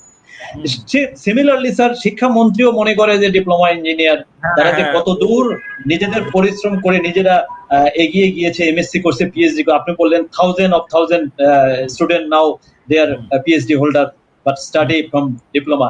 কিন্তু এই জিনিসটা কিন্তু স্যার আমাদের মন্ত্রী মহোদয়রা জানে না। এই জায়গাটা যদি স্যার টেকনিক্যাল সাইডে জানলেও অবহেলার চোখে দেখে। এটা বারবার বলা হয়েছে যে, আমি মাননীয় প্রধানমন্ত্রীকে বলছি, মাননীয় প্রধানমন্ত্রী, সবাই তো আমাদের লোকজন কাজ করে মেশিনে এবং গায়ে কালি লাগে, তো গায়ে কালি লাগার লোকের সঙ্গে তো কেউ বসতে চায় না। শুধু একমাত্র আপনি ব্যতিক্রম যে অবহেলা করেন না, আমাদেরকে মানে আপন হিসাবে ভেবে ডেকে কথা বলেন। এটা একমাত্র ব্যতিক্রম মানে আমাদের নেতাদের মধ্যে। শেখ হাসিনা একমাত্র ব্যতিক্রম, যেটা বঙ্গবন্ধু ছিল। বঙ্গবন্ধু সারা জীবনে, আমি এই কথা বলেছি, সারা জীবনে একবারও বলে না ইউনিভার্সিটি এডুকেশন এক্সটেন্ড করো। বলছে আমি কৃষি কলেজ চাই, টেকনিক্যাল কলেজ চাই, স্কুল চাই। এই কথাগুলি তো একটা দীর্ঘদিনের অভিজ্ঞতার রেজাল্ট। আপনি স্যার অনেক অভিজ্ঞতা থেকে যেটা বলেছেন, বাংলাদেশের কৃষকদের নিয়ে বলেছেন, আপনি কি স্যার আসলে অন্তরের অন্তঃস্থল থেকে আপনার প্রতি শ্রদ্ধা আমাদের আছে স্যার, থাকবে ইনশাল্লাহ। তো আমি একটু ফিরোজ কবিরকে স্যার একটু ইনফরমেশন এটা দিতে চাই, যেহেতু ও বললো যে আমরা লাইভ 11টা লাইভ সেশন করেছে এবং সেখানে বিচ্ছিন্নভাবে বিভিন্ন রকমের আলোচনা হয়েছে। আমি কি একটু রিকোয়েস্ট করতে পারি স্যার এরকম যে আমরা কিছু মেইন পয়েন্ট নিয়ে একটা মিনিটস অফ মিটিং এর মতো একটা এজেন্ডা দাঁড় করাইতে পারি, যে এজেন্ডা গুলো হয়তো ফিরোজ কবির করুক, বা ওর যদি আমার হেল্প চাই আমিও হেল্প করতে পারবো, সেটা আপনার সঙ্গে একটু থাকলো, যাতে আমরা একটা টাইমে মানে বিচ্ছিন্ন ভাবে সবকিছু নিয়ে তো আলাপ করা যাবে না স্যার, আমাদের মেইন এজেন্ডা গুলো নিয়ে হয়তো আপনার সাথে করলাম, আপনার মাধ্যমে আমাদের প্রধানমন্ত্রীর কাছে গেল। আমরা আশাবাদী যে স্যার উনি আমাদের ইউনিভার্সিটি এবং আমাদের ভর্তির ব্যাপারে, ডিপ্লোমা স্টুডেন্টদের ভর্তির ব্যাপারে, সাবজেক্ট বাড়ানোর ব্যাপারে উনি শুনবেন এবং আপনার কথা শুনবেন স্যার। এটা আমাদের একটা দীর্ঘ আমরা চেষ্টা করি আমরা আমাদের ইউনিটটা শক্তিশালী করি আগে, হ্যাঁ, মেরিন ইঞ্জিনিয়ারিং ইউনিট আইডিবি, যেটা এটাকে শক্তিশালী করি, তারপরে ওইটা সম্মান করব, মাননীয় প্রধানমন্ত্রীকে দাওয়াত দেব। জি স্যার, ধন্যবাদ স্যার আপনাকে যে এরকম একটা অফার বা এরকম একটা সুযোগ আমাদের দেওয়ার জন্য।